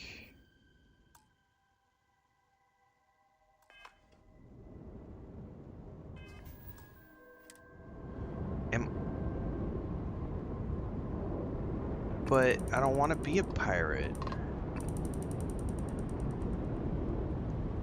How does this work? Retrieve the prototype parts. Can I like converse and... Connection locked. Go ahead. Let me just get my ledger. Can I trade? Yeah, it says she's super jumpy today. She's falling back asleep right now on top of my notebook. Buocho, sweetie.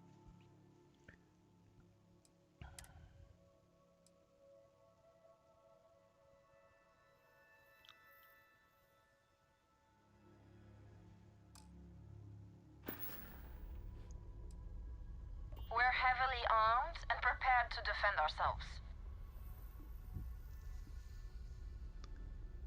I guess I have to do this? I really don't want to like blow them out of the sky, but... Because this is going to give me a bounty, right?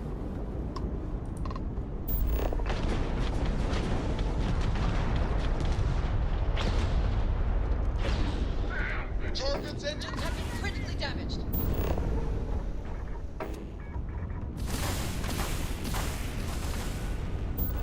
How come I don't have the docking option? We have disabled the enemy. Target's frag tracking is down. We've wrecked their engines. Enemy propulsion down. This should be much easier. We've taken down one engine. Target's frag drive is disabled. And how come I don't get the option to board here?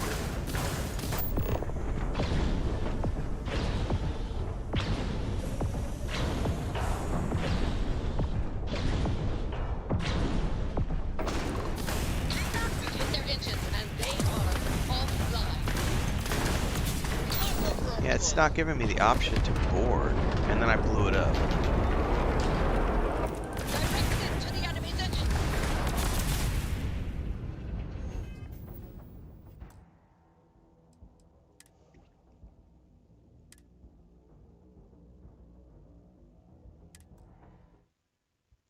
I've never seen that like that, because she literally tells me to board.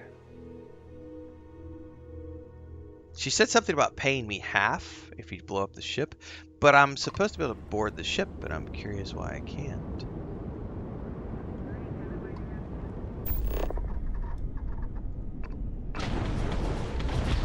So if you start out like that, if you do it that way, Andre gets pissed.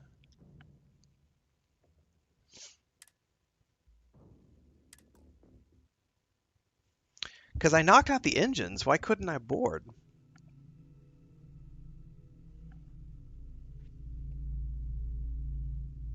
I've never had that happen before. Connection locked. Go. Alright, just let me get this all down.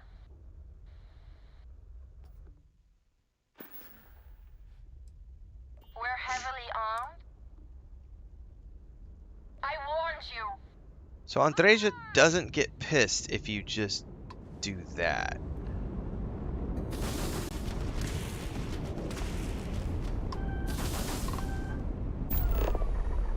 So we're going for the engines.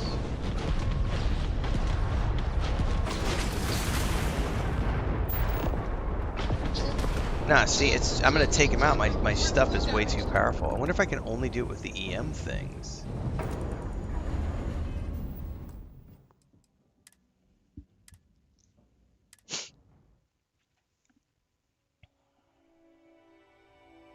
I'm genuinely curious how to make this happen.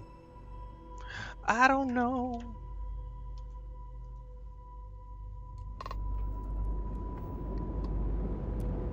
Transmission received. Can I help you? Yeah, right. I warned you. So I'll get a bounty, but Andreja doesn't get pissed. Oops.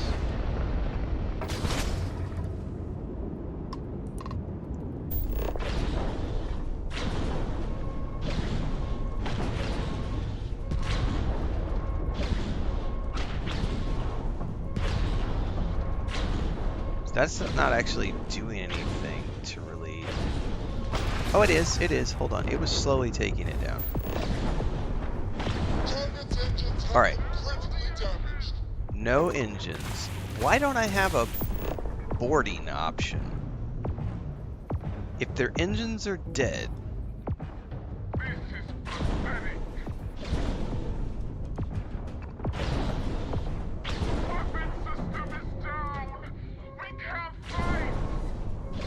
and their shields are down. Why can't I board them?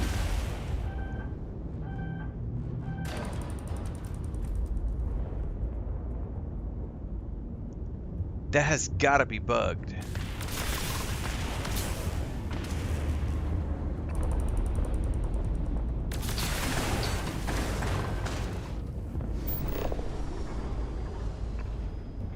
Enemy propulsion down. Have disabled their shields.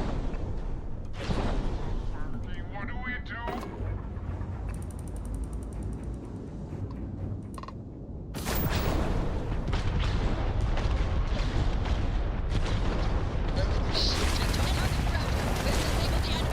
Now I can dock. I think I had to blow up the other ship. Target's grab drive is disabled.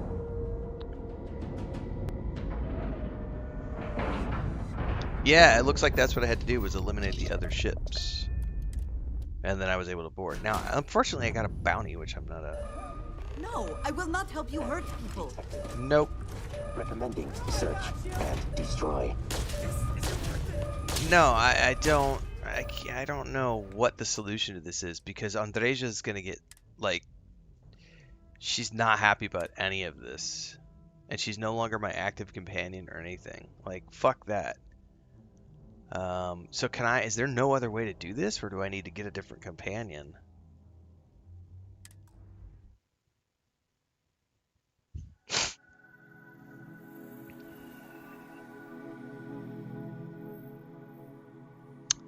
I've never, yeah, huh. I don't know how to do this mission.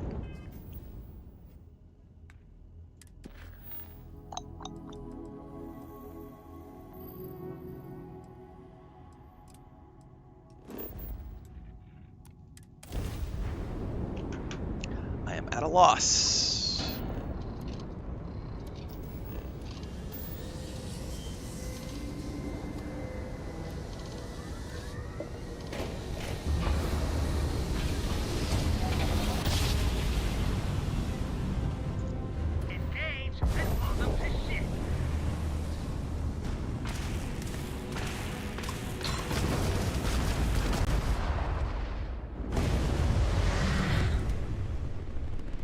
Come here, buddy.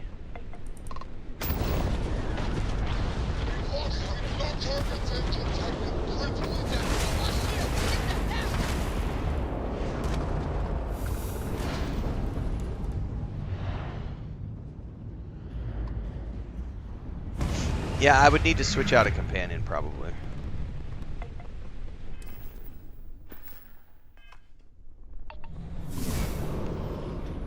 I just got some contraband.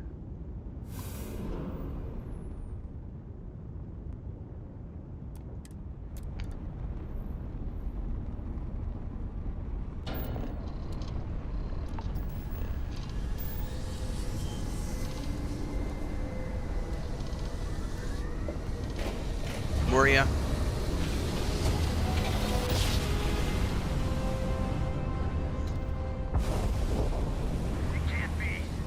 It can't be. It's the Mantis.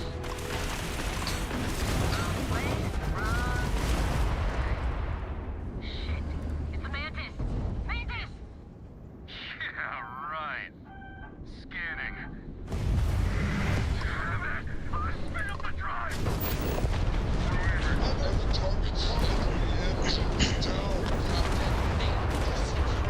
Target shields are down!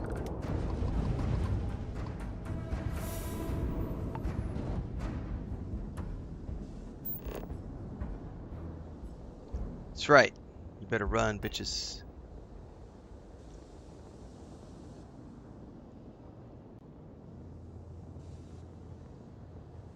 Alright, what am I looking for? Spaceship debris?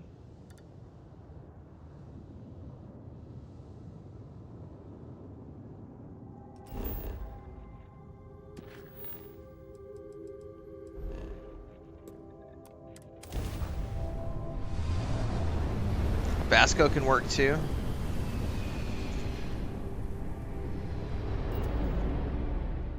Barrett doesn't mind either. Alright.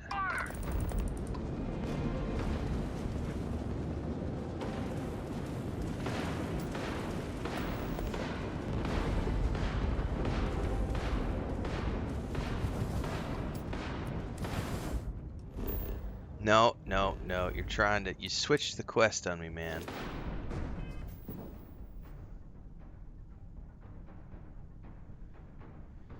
I wish it would stop doing this. This is something I'm not a fan of.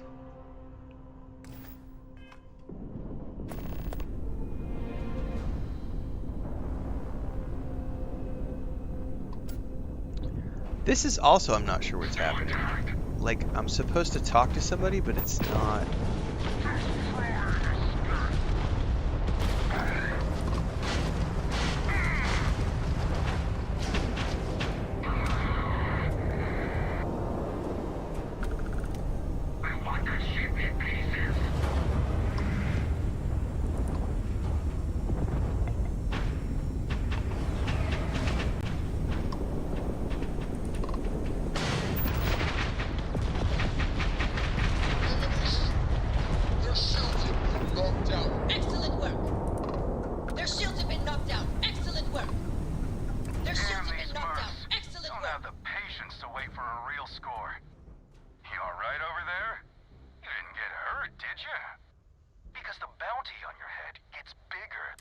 Yeah, don't care. Where is this dude I'm supposed to talk to for the mission? That's what I can't figure out, because it has me jump here, but then I have no POI, so I don't know who I'm supposed to talk to.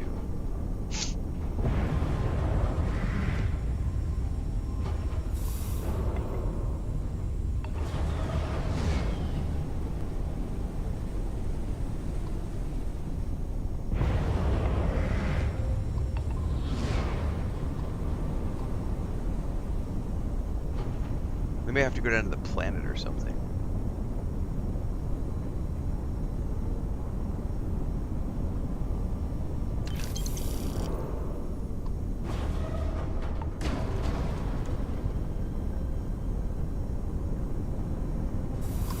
DSM says someone in chat earlier mentioned this quest was bugged for them. It might be bugged for me too.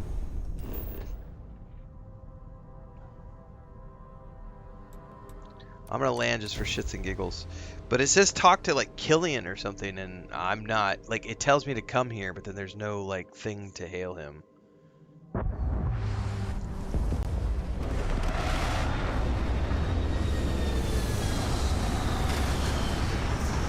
Might be an instance of like we're in the wrong system, the POI is not working.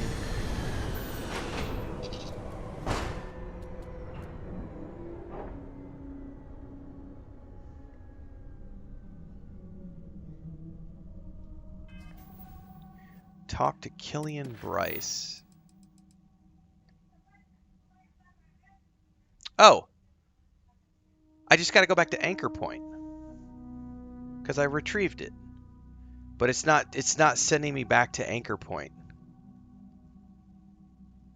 Because I picked up the goods. Like, I just need to go back to Anchor Point now.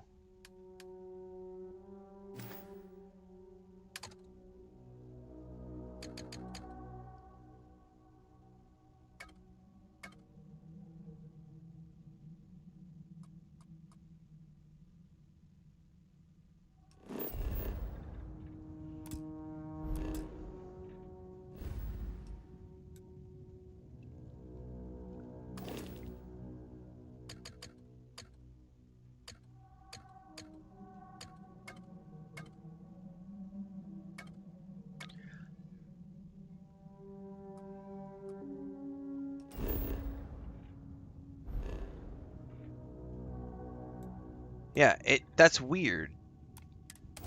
So the auto jump was not jumping me back to the station.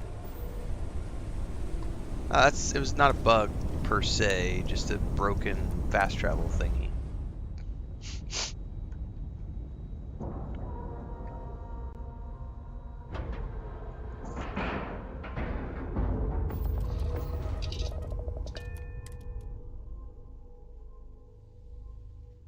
Logging areas of improvement for Maddie Wings records. I did hear it, Blanca. There was a lizard that just went somewhere here in the room, and her ears went up as she like looked around, like, "Where's that at?" I heard it. I heard the lizard. Talk to Killian and Darcy.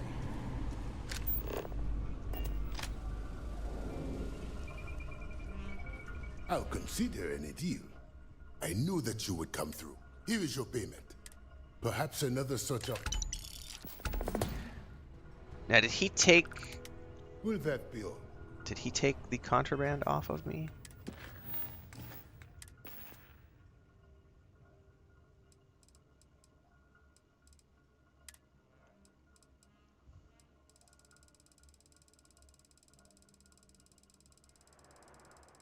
I'm double checking. I don't see any yellow flashing up.